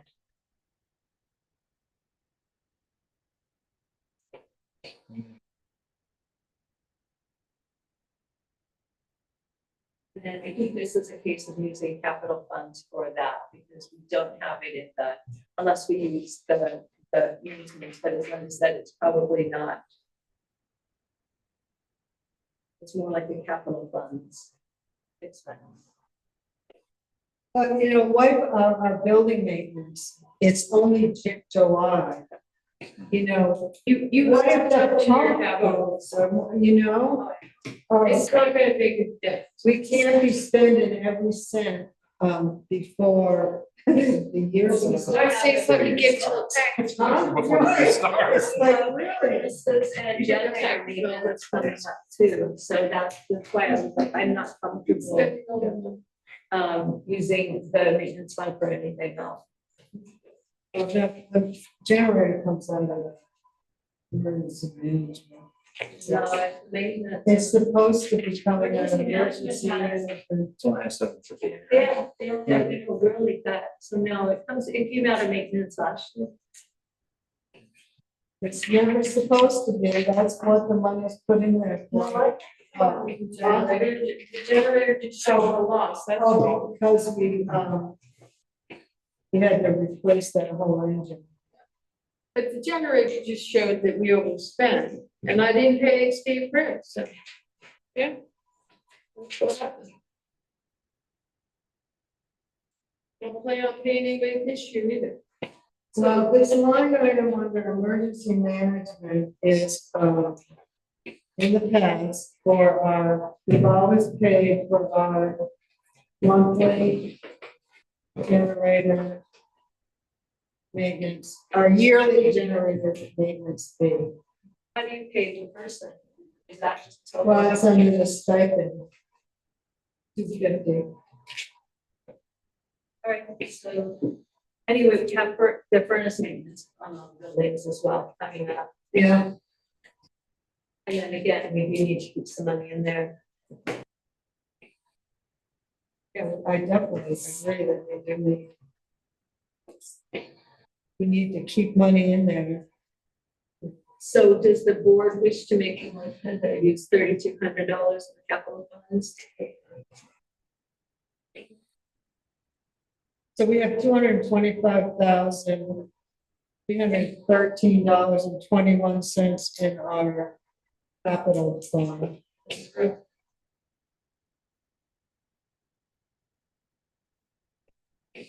And the only thing coming out of it right now is the engineering for the School Street Bridge. That is part of the expense for that. I forget if it's 70,000 or 90,000 will be our portion of the bridge. Total. I think we've spent about, already, this last year, we spent about 14 and then probably 14 the year before. Because it's been going on for about 2 years that they've been billing us. I don't know when it is. I haven't gotten a bill in a few months. Well, they haven't done anything. They'll Right. be, it's part of the right of way, all the right of ways are done. Yeah. They're gonna close it down in, March.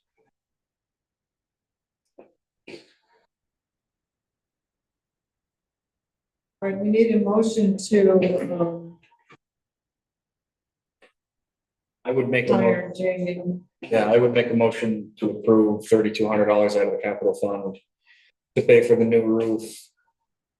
Unless it is seen as a part of the installation of the solar and therefore the grant pays for it. I realize I'm getting wordy here. I'll second that motion. Wait, can you say that again? Unless it is a requirement of the solar installation and therefore the grant pays for it. The roof grant. Because we're gonna be under, this is not part of the motion, but we're gonna be under the budget on the grant anyway.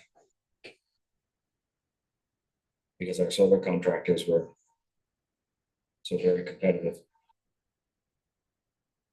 Seconded by Lee. Any further discussion? All those in favor? Aye. Opposed? So carried.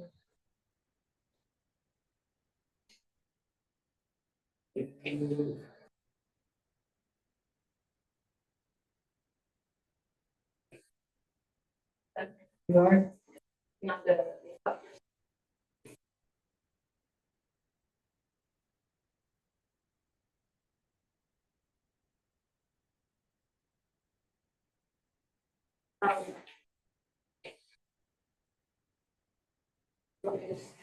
Yeah, Okay, so move on to the personnel policy review.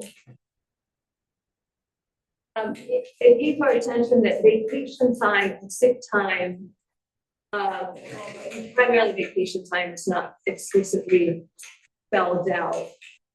There are a couple, I think that the personnel policy needs to be updated. It was last updated in February of 2022. And there are a couple things that just need to be clarified or need to be added or revised. First of all, I think that I'm requesting that vacation and sick time for all employees should be noted on timesheets and tracked in QuickBooks. Note that comp times tracked individually on different spreadsheets.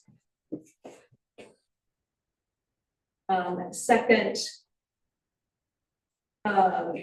we need to clarify on page, I think I sent it all out to you guys, page 9 of the personnel policy.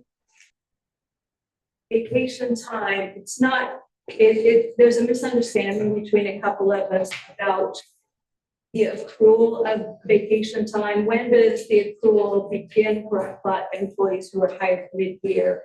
Does it begin on the anniversary date or at the beginning of the fiscal year?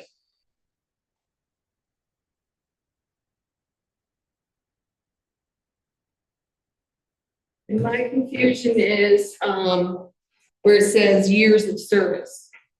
I'm taking it that after your first year of service, you get 5 days. Michelle's taking it that during your first year, you get 5 days. Right from the get-go, you're hired, you get 5 days. No, you get 5 days after your probation. Right, 90 days, but you get it before the end of your first year of work. And then I think it should say year of service, if that's the case.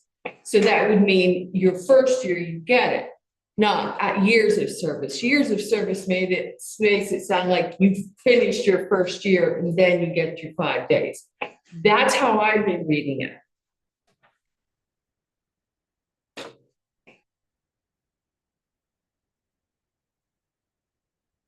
And then the second through fourth year, you get 10 days. And then 5th through 9th year, you get 15 days. And then 10 years plus, you get 20 days. This policy has been in effect since 22, so over the course of the last 3 years with the turnover we've seen in this building, this has never come up before. How have we handled it in the past and what has been used to track it so that we could see how it is? Well, most of the people were part-time. Okay. And if you were road crew, most of the time you were union. Okay. So it didn't affect because union is different. Okay. This way. I received a year, I received 5 days. Your first year, like after your probationary period, we did the review and But I think it's in what Linda spelled out when she hired you. No. Do you remember that, Linda? I'm gonna have to go back and look at, what I mailed to her. I told her You what emailed she me got. this. I think, when I hired you, I mailed you what you were gonna get. I don't recall. Just copy and paste it.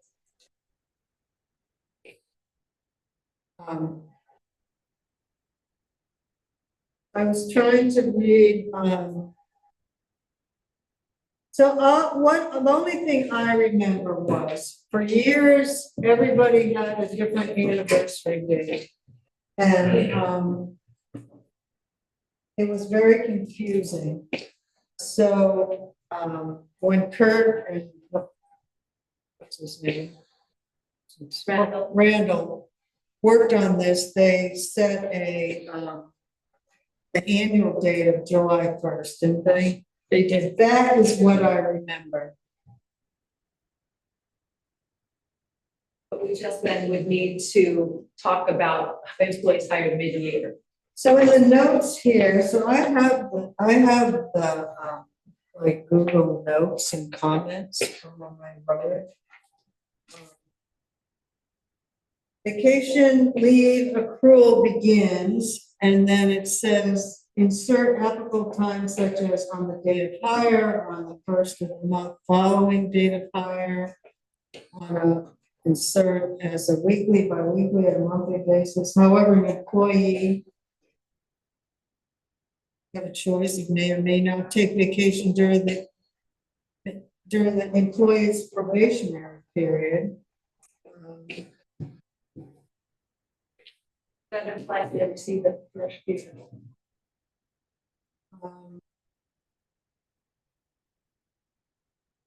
That's what the notes say. Are you the most recent full-time hire? Yeah. Diana is. Okay, Oh, Jim. have you, in your first year, did you take and receive paid vacation? Did you use those 5 days? Well, then, I mean, I guess that's the answer. We gave it to you in the first year. I did reach out to other towns that have new assistants and new town clerks. They don't give it until after the first year. I was very surprised about that, but this lady said I had to work a whole year before I received any vacation. And then a 1 week vacation after 1 year is the standard in our town. So I just want to be clear so everybody's treating the same.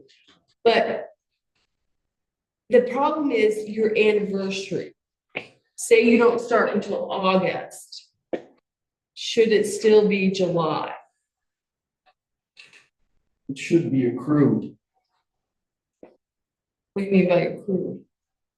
There's 52 weeks in a year. Yeah, You got 5 days. You take 52 into that 80 hours. So each week you're allotted so many well, hours. they only per get week. 30 and 34 hours in their vacation. Either way, you take Just saying. you take the billable hours divided by the number of it. If you want to do it the accrual way, but to accrue it like that, we have to rewrite this personnel policy. And That say makes it fair for everybody. It does. The anniversary wouldn't be a problem if we were tracking it electronically, using the time card data and processing payroll electronically and using the service that does that. Right. So say your date of hire, we don't care what it is, pick a day, you get your 5, and hypothetically, you get your 5 days that day. The computer tracks it. There's no reason for us to have a paper record of that. The payroll service that we use that keeps all those records for us would have that in it. It really wouldn't be that complicated. As far as budgeting is concerned, I don't know how closely our clearing account or budget numbers work for our payroll accounts. It might be a complication to try to make sure that we are allowing for enough money to pay out the vacation. So budgeting might be. Well, we don't buy out vacations anymore. So you take it or use it or lose it. Oh, but if you leave and you still owed some vacation time, you do buy that out. You don't buy out sick time. Well, you get it. You get paid it. Yeah, but so it would. If they give it 2 weeks notice. Yes. It would simplify, I mean, yeah, so the budgeting gets a little bit more simple there. But again, you get a new, but the budget starts in July, you get a new hire in August. We would have had to know in November to budget for that week. But again, I don't think our numbers come that close. We were talking about hundreds of dollars on a $250,000 account. What I'm worried Well, you about. don't- Sorry. What I'm worried about is if somebody comes to work, say in August, but then, they go through the probationary period, but after 6 months, it's not working, but they've used up all the vacation, and then you hire somebody new. Excuse me?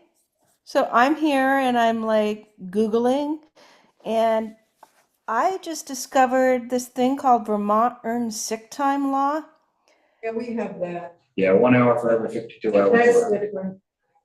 So if the question that Michelle brought up is about changing, or clarifying the policy, seems like that would be something good to go off from. Section 21 of the policy has sick pay clarified. Personal time, sick and personal. So they earn 1 hour of paid sick time or personal time for every 52 hours they work. If they're not. Regardless of whether they're, part-time or full-time. No, Oh, just part-time. if they work over 20 hours a week. So we have that provision.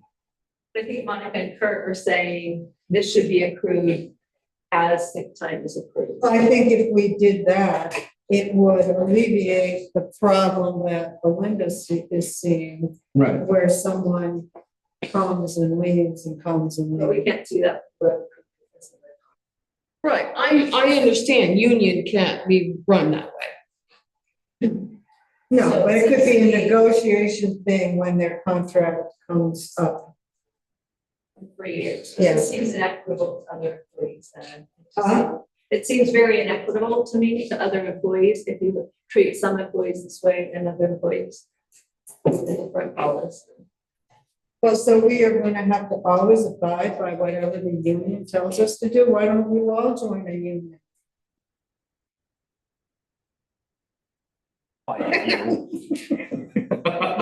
If it's Because approved. nobody pays the select board anything. What, Monica? I said, nobody pays you guys. Yeah. No, but the last thing we need is for our payroll expenses to go up by putting a union in this building too. No, but I mean, if it's an accrued time, so much per week, it doesn't matter when they're hired, but at the start of the next year, it just continues that way. You never have to worry when they come and go. It's always accrued time. But it really doesn't change. All that changes is the number of hours available to someone who leaves. The way that it's written now, if we interpret it that you get it on day 91 of your probationary period, right? Day of After your first real- probation. First real day of actual employment, then that person is entitled to 40 hours. Right. Doing it the accrual way, on day one, they're allowed 1/40th of an hour. It And you can doesn't, have everybody taking vacations in June then, because you won't have time. No, I just no, need to- the thing is, you accrue it. I know, but you No, won't. no, wait, give me the chance. So if you work 20 weeks, you accrued so much time, but you take a full week.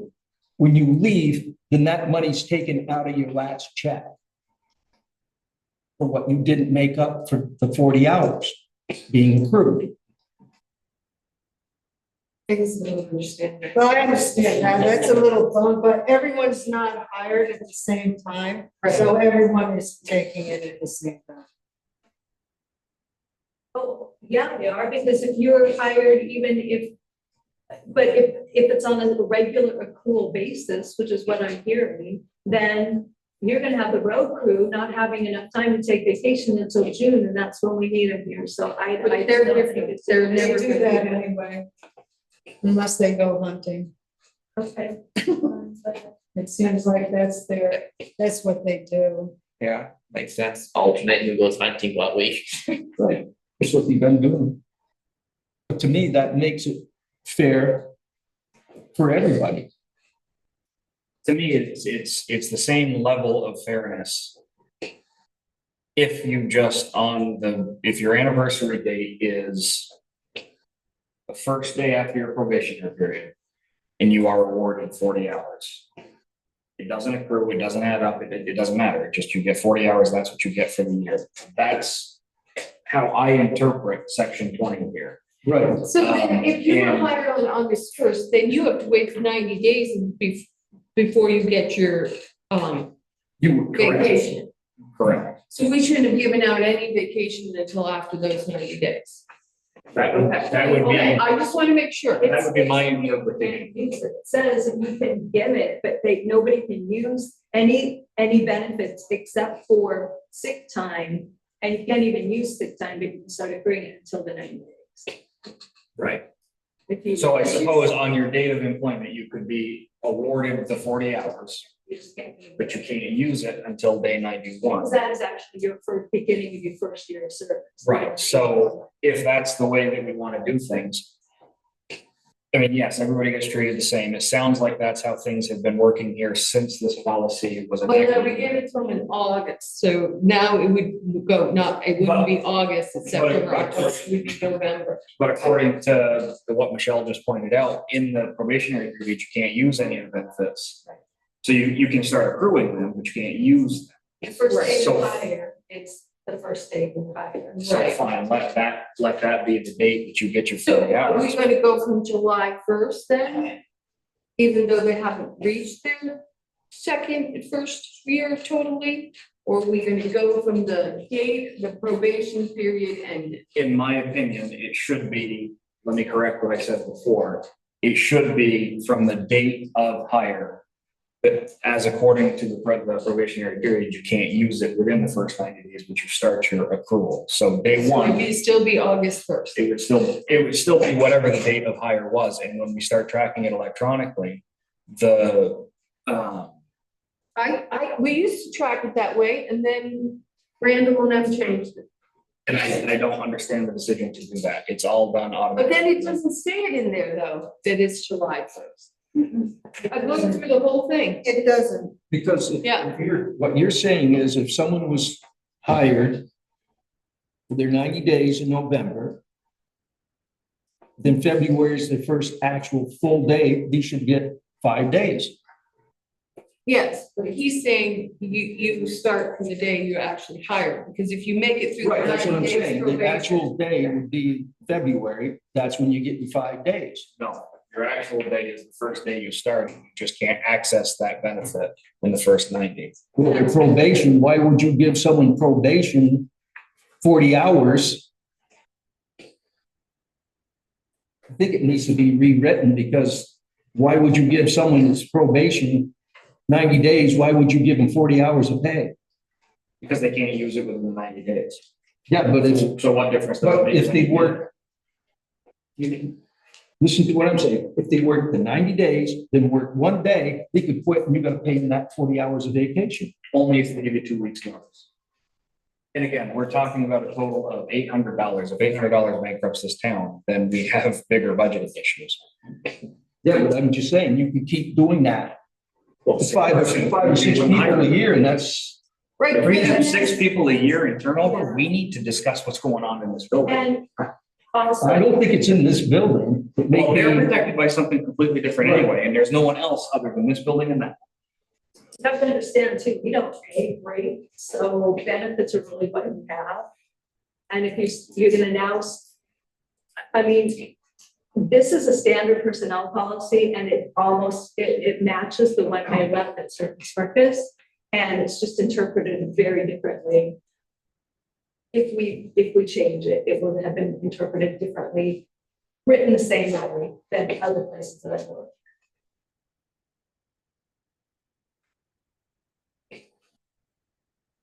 What's the ask? What, are we looking for a motion here? What's the? When do We we need want to clarification so that we can move forward and rewrite this. So what do we feel as a board that, what do we feel that it should be? We need to postpone this for the next meeting in order to get everything we need. I just, It's, you know, I don't know what else you need.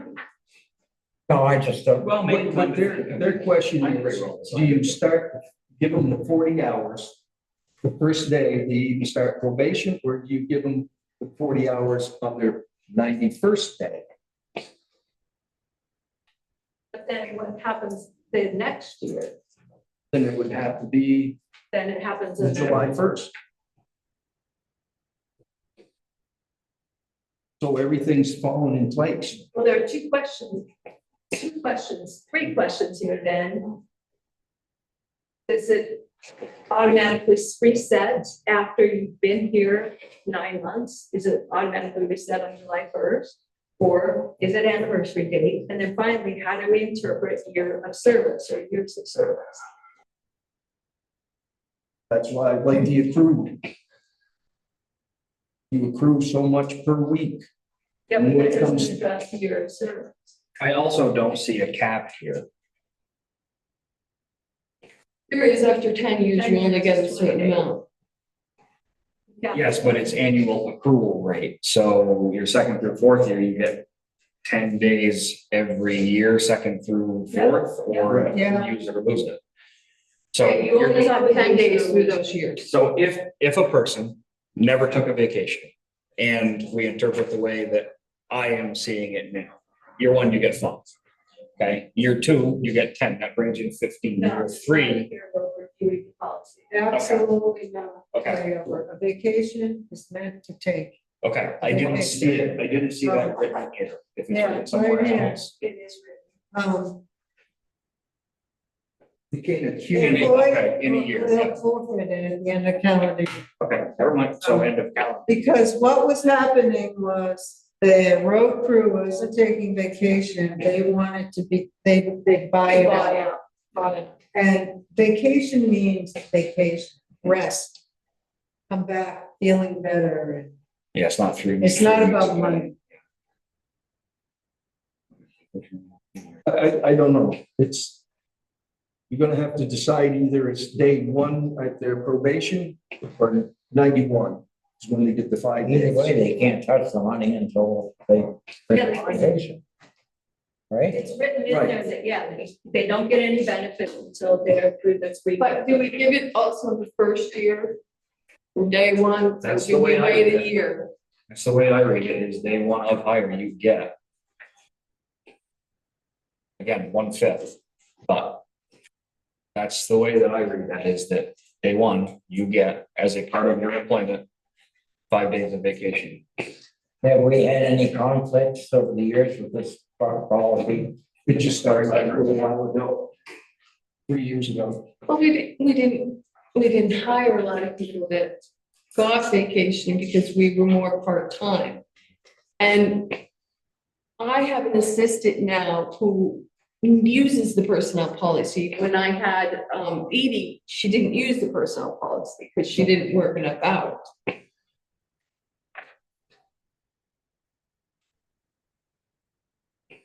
So I guess to try and simplify what the ask is, to clarify one of these 3 questions. My opinion, you get your 5 days on day 1. You are not allowed to touch it for the first 90 days. This is spelled out. And it is reset on date of hire. And I'm thinking about that from a QuickBooks payroll or other payroll service provider perspective. When you're setting up the new employee and you're going through and you're writing all of these rules in, it is substantially easier to do it from date of hire than it is to add these arbitrary, day 91, it starts the accrual and then it resets on the new fiscal year. That's incredibly complicated to track inside of programs that I'm familiar with. But if you start it on date of hire, and then we know, again, according to this personnel policy, if they don't work out and they leave inside of 90 days, they're not entitled to anything.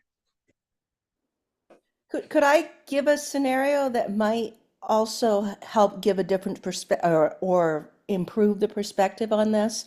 So say that you hire somebody who has already planned a vacation for like a month in or 2 months in or whatever. It seems like you could potentially lose a really good hire because they would not be able to take their vacation that they had already planned. I suppose as a part of the hiring process in front of the board, they would have to bring that to us and we could grant them a variance in that situation. If they were, a strong enough candidate to warrant that. They can take the vacation and we're just not gonna give them the money to go on the vacation. That's also, yeah. A lot of times people say, well, Michelle told me she had plans, when we hired her that, she would be taking that time off that she had already planned. So that's pretty common for saying I am not available then. Just leave without pay. You just take that week off, you don't get the pay, and then later on, Have another week, they get paid. well, you can then declare it. That's how I read what's here. So the accounting software that will handle easily, whatever we're using, will handle the varied I don't know what version anniversary dates. on, but on QuickBooks 2020, the one that I use when I run payroll for the It guys. does from the anniversary. So that's how I read this. Again, I'm 1/5. I'm interested in whatever else anybody else thinks, but that's how I interpret that. It wouldn't be that hard because the road crew is on the July 1st anyhow, so that, because they're union and that's what's in there. So it would just be Michelle and Deanna, that's the only ones that would have. And I'm already tracking all the part-time people that work over 20 hours, and I do that through Excel anyhow.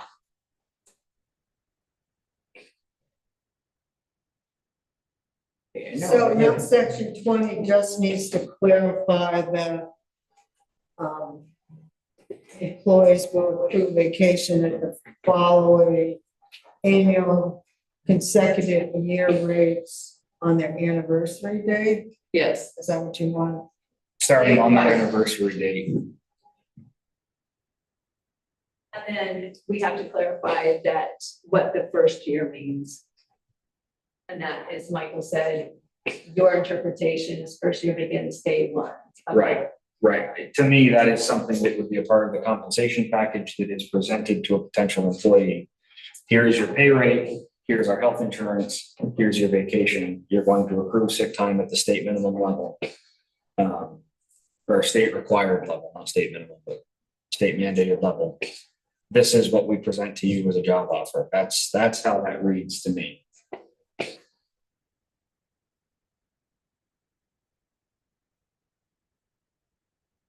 I think generally it seems less awkward to leave their anniversary dates as an individual thing and to run everybody to July 1st. But, you know, if the software is easily can handle it, fine with it.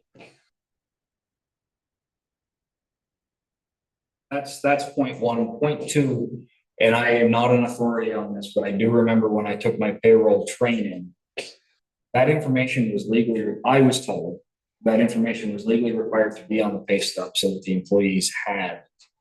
So on the checks and the orders and stuff that we sign, and I'll be honest, I haven't looked to, I don't check vacation time, I don't check sick. I track it. Is it printed on the pay Check stubs? Yeah. It is printed on the pay stubs. It is. So how do you enter it from, you must have to do that manually? Well, no, when they use it, it comes off, but at the beginning of, July or August, I would go in, like Michelle said.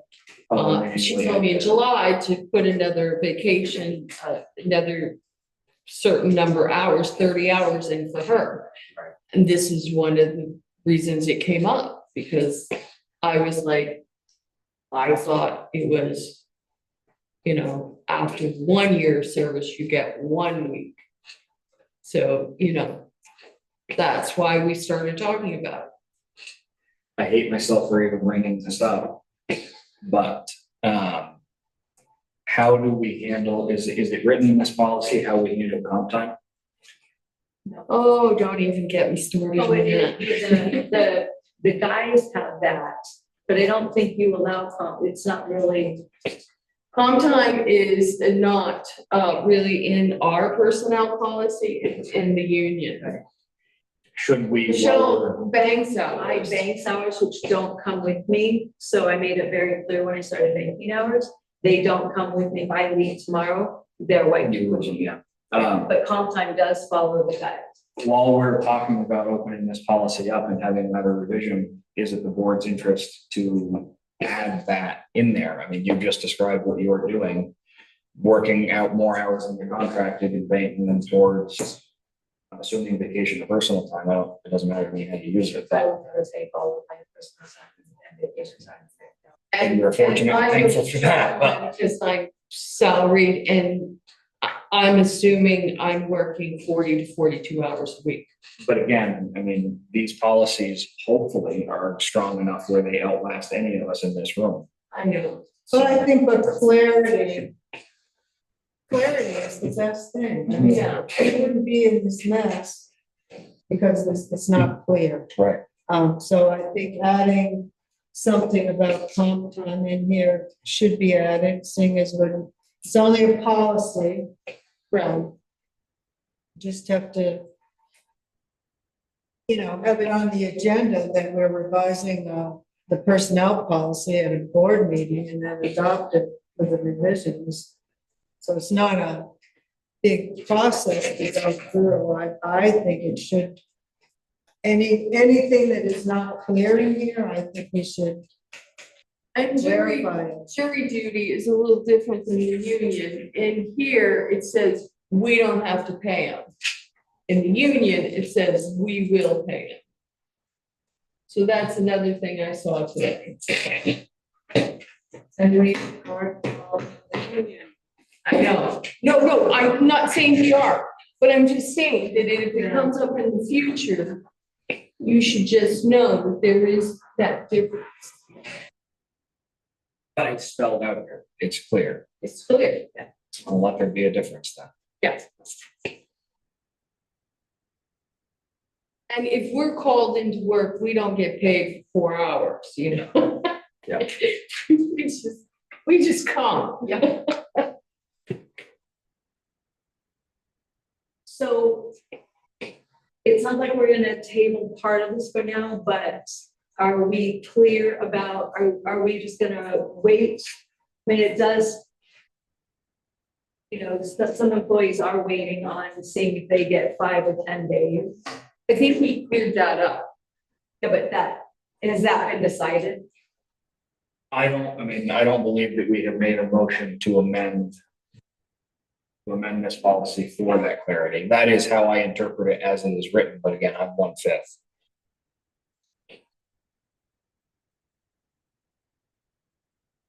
So, Somebody who's Why don't starting you their make second year, do they still only get 5 days or do they get 10? They would get 10. Okay. Starting Their on day of their hire. anniversary date. Okay. That's the anniversary date, and I think we should make a motion so Michelle knows how to fix make that adjustment in that section of the policy. As long as the board's in favor of that.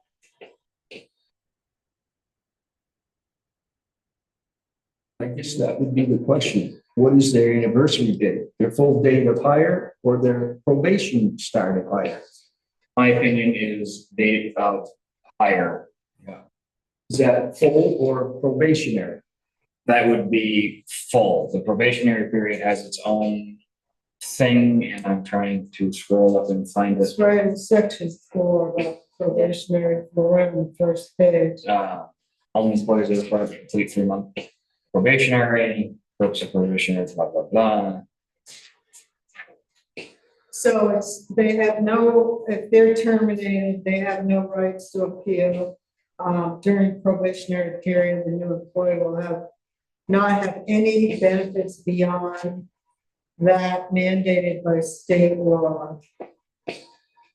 Unless the select board waives any of the above and agrees to let the employee have the stipulated benefits during the probationary period. Is what it says. To Mario's question, if we wanted to allow them to have their vacation early, we could. Then you can. So I don't think that the probationary period really needs to be referenced in the vacation pay. It's already, to me, fairly clear here. So the answer to that, in my view, is it's date of hire. You start work at, If you started August 1st, that's your date, full date, that's your anniversary date. yes, it's one day to remember. That's it. That's it. You don't have to, or it's the 15th, it doesn't matter what day it is, the Right, first right. full day of hire. Yeah, you come here with your lunch box and that's the day you start work. Yeah, that's how I see it.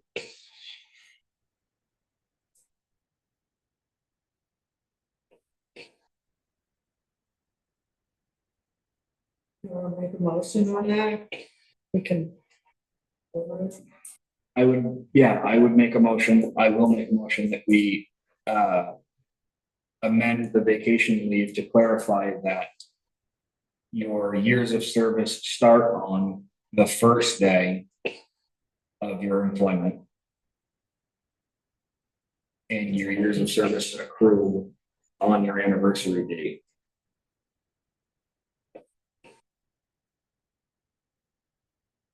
I'll second that. Have any further discussion on that? I have one further question. Does that answer one of the questions that we have? That clears up enough where it answers both? Okay. For me, is it for you, Belinda? Yeah. Do I have it wrong? No. I had a personal concern and you've cleared it up.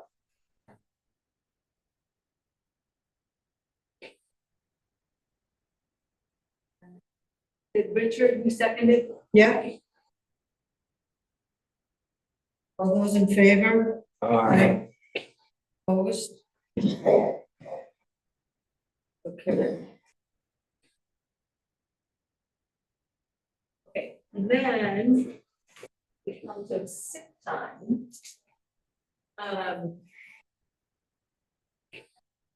Good.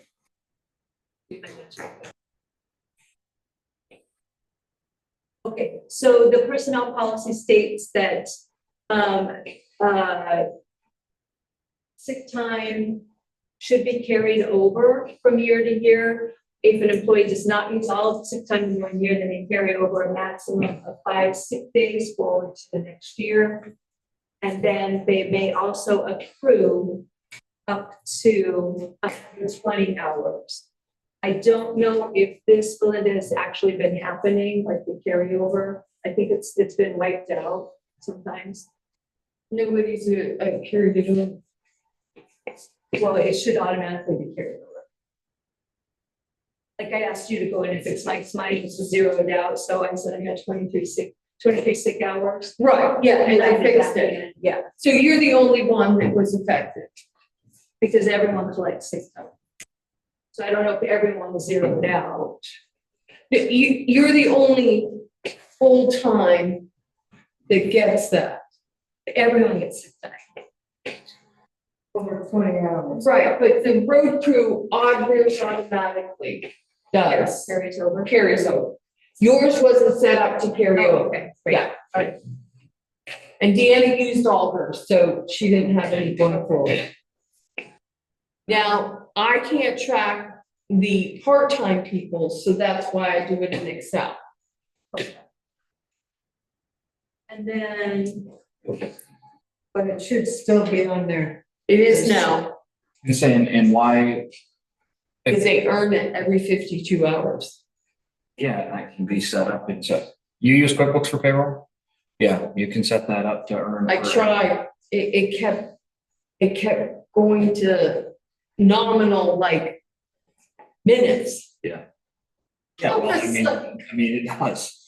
Okay. It does do that. And I mean, and it's 1 hour of paid sick for every 52 hours worked. If Right. you work 22 hours, then you get 22.52. Right, and it's only actually Tom and Sally, because they work over 20 hours a week. Yeah. Yeah. Yeah, For 20 it's- weeks consecutively. Yeah, 20 weeks consecutive, 18 hours or more. Yeah. During the, yeah. Yes. During the year.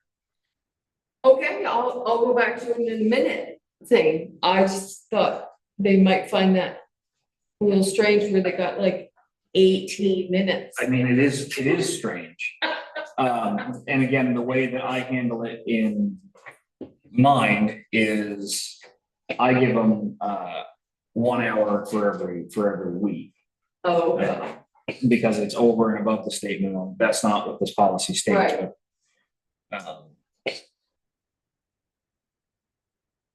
there were a couple other changes that I wanted to make just because wording was off.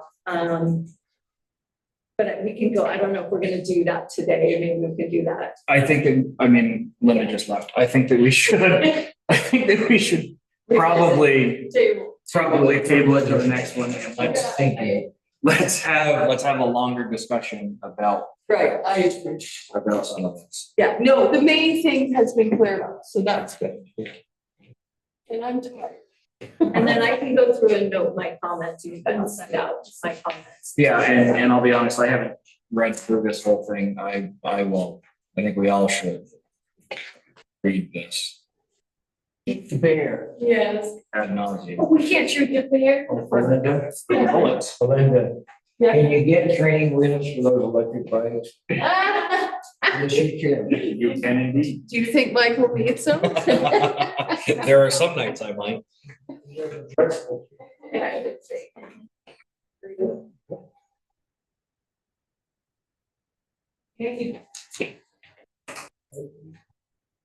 We want to appoint the third member of School Street Water Commission Board. Currently, we had Kurt Billings and Mark McCullough. I personally called a couple of people, and Shannon Gills has agreed to do this, so we just need to be officially appoint her. I would make a motion to officially appoint, would you say, Shannon? Shannon Gills. To the School Street Water Commission Board. Is it a board or a commission? We've been calling it. Well, we've been calling it a commission, but I actually was reading in state statute that the voters have to approve a commission. So let's just call it board, I guess. I mean, if you want to make it a commission, we can bring it up at town meeting in March. I don't know. I just somehow ran across Rose by that. any other name. Yeah. Wait, did someone second that? Nope, I'm not here all alone. Have a second? Sure, I'll second it, whatever it is. Thank you, Richard. You're welcome. All those in favor of appointing Shannon Gill to serve on our School Street Water Board? I I do think maybe we should, What? we probably shouldn't call it the School Street Water Board. Commission may not be appropriate, but I don't think water board is either. Go back to It's not water, this time. water oversight board. We'll come up with a name, but yeah. School Street Water Group. School Street Division. Can we call it a committee? Sure, that's great. I like that. Works for me. I'm gonna amend your motion to. Yeah. Thank you. We have.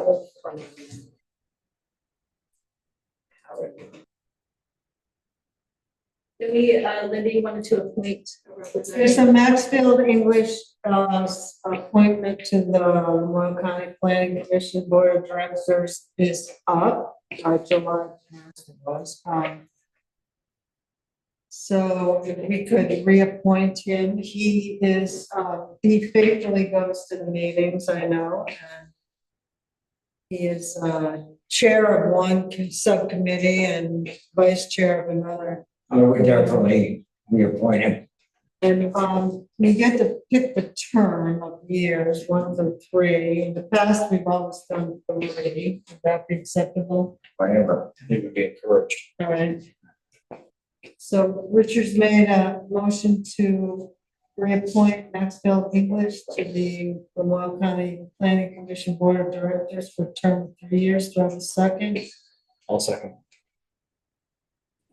All those in favor? Aye. Opposed? So carried.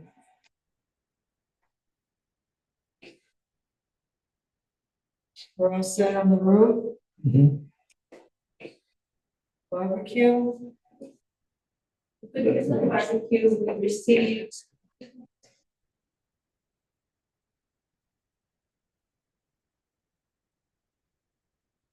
Sorry.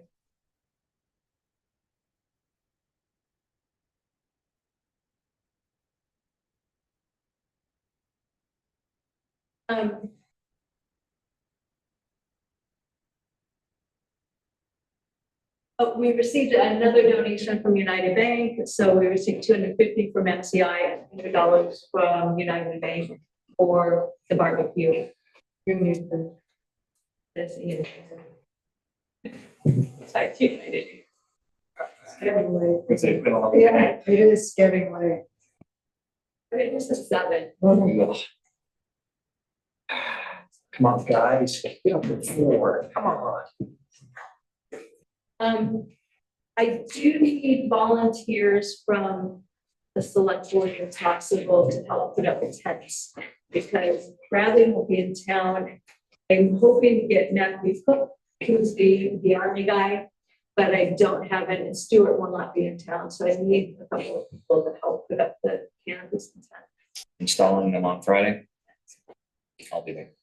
Is there always like between around 1? Yeah. So Parity, anybody else? We have any other takers? At what time? 1? Sure. Tom always does it too. Did, I never picked up my tent. No. Yeah, perfect. Did it survive or do we need another one? Well, I need to count how many tents, pop-ups we need, because people coming out of the woodwork.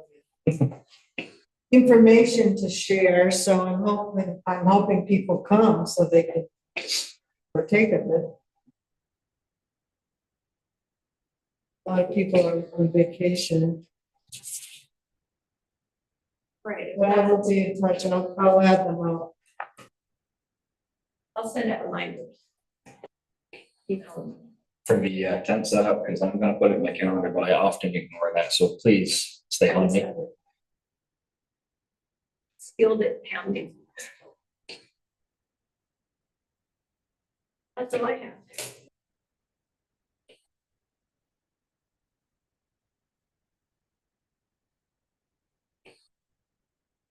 Need anything else for the barbecue? I'll start putting signs up this weekend. I don't like to put them up too early. Okay. They're already up. It couldn't be, because they're in the back of the car. Well, this one already says town barbecue, 3 of them. Oh, I got one right there. I don't know where they. I thought that you had them up, so I checked it out. I know. Okay. I've seen. I like 2 weeks before, because if you see them too many times, then you start ignoring them. You put a couple things on front porch form. I did, you did. Yeah, I'll do one every Monday. This one, like, Go to the new places. Change the date. I put them in regular, I put them on key places Keep them where in the trees. traffic is. Also, if you put one. I do. The giant electric banner up in front of the dumpster. I started this mother play a game with this spot, the circus circus on South. So the Westover property is finished. I'm feeling like maybe we should put something there so people aren't driving down. At least till the grass grows. I have those lovely flower pots if you want to move. And once Larry has to get his, Right. Oh, Larry put in a wonderful faucet, like the, Steam, dry. thank you, so hydrant and a pump, the pump. And then, he is giving us the big rod to unscrew, yes, thank you. It's way too late for me to. Too many charades. There's a handle with a tube at the end, so you can turn it off and on without. Oh, yeah.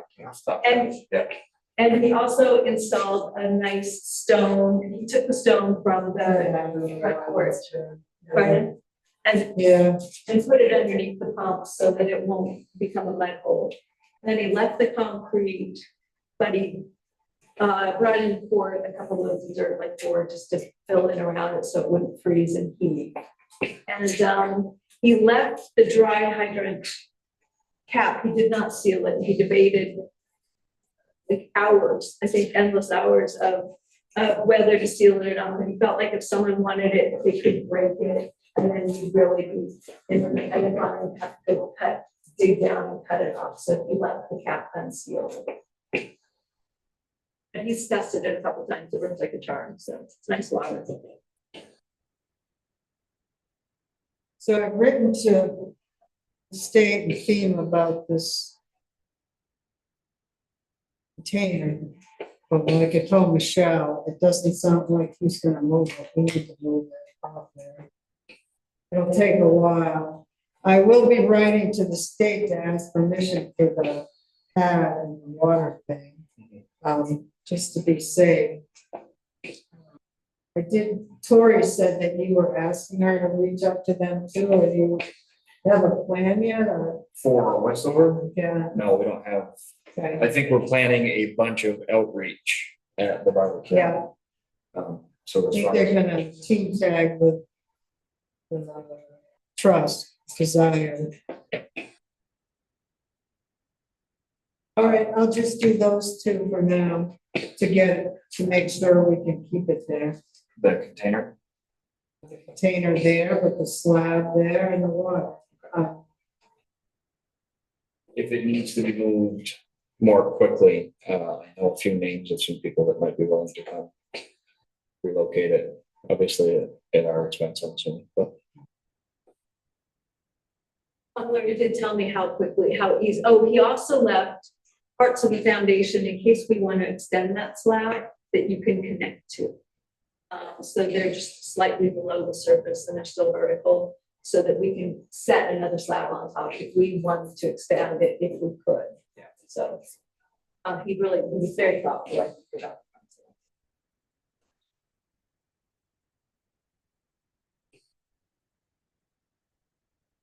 Hopefully he'll be starting the North Wolcott Road one soon. he has started. Where? It's not visible. What he's doing is not quite visible. He's just he's doing it in incremental stages so that it will come out in a smart way so that you can still get he can work with the state, figure out. He's rightly so, he's concerned about that slope, and he's very concerned about the one up the street, so. About how that's going to come down. He doesn't think that's going to happen. It's really easy. I've got a lot of experience, so I can.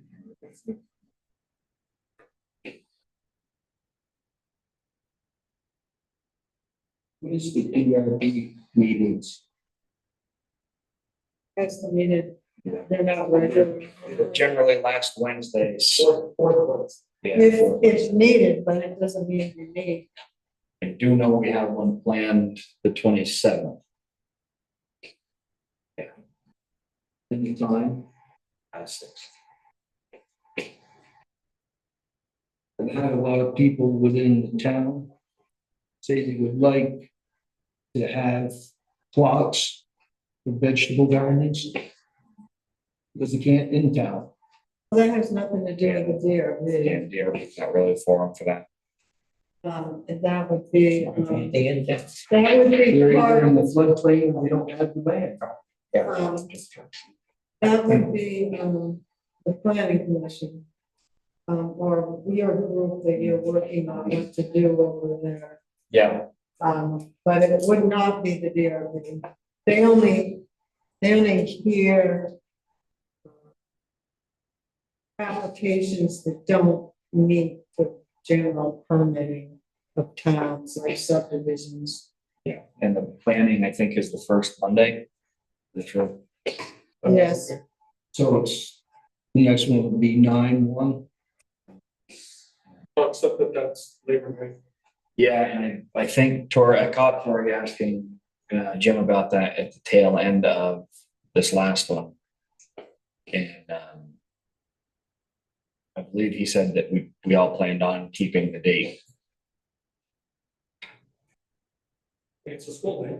Right. It's right around my anniversary. Labor Day is a school day? School night. Oh. Labor Day is a You're school having a meeting day? at 6 p.m. Labor Day night. Oh. People are getting ready to go to school. Party. Campers are on time.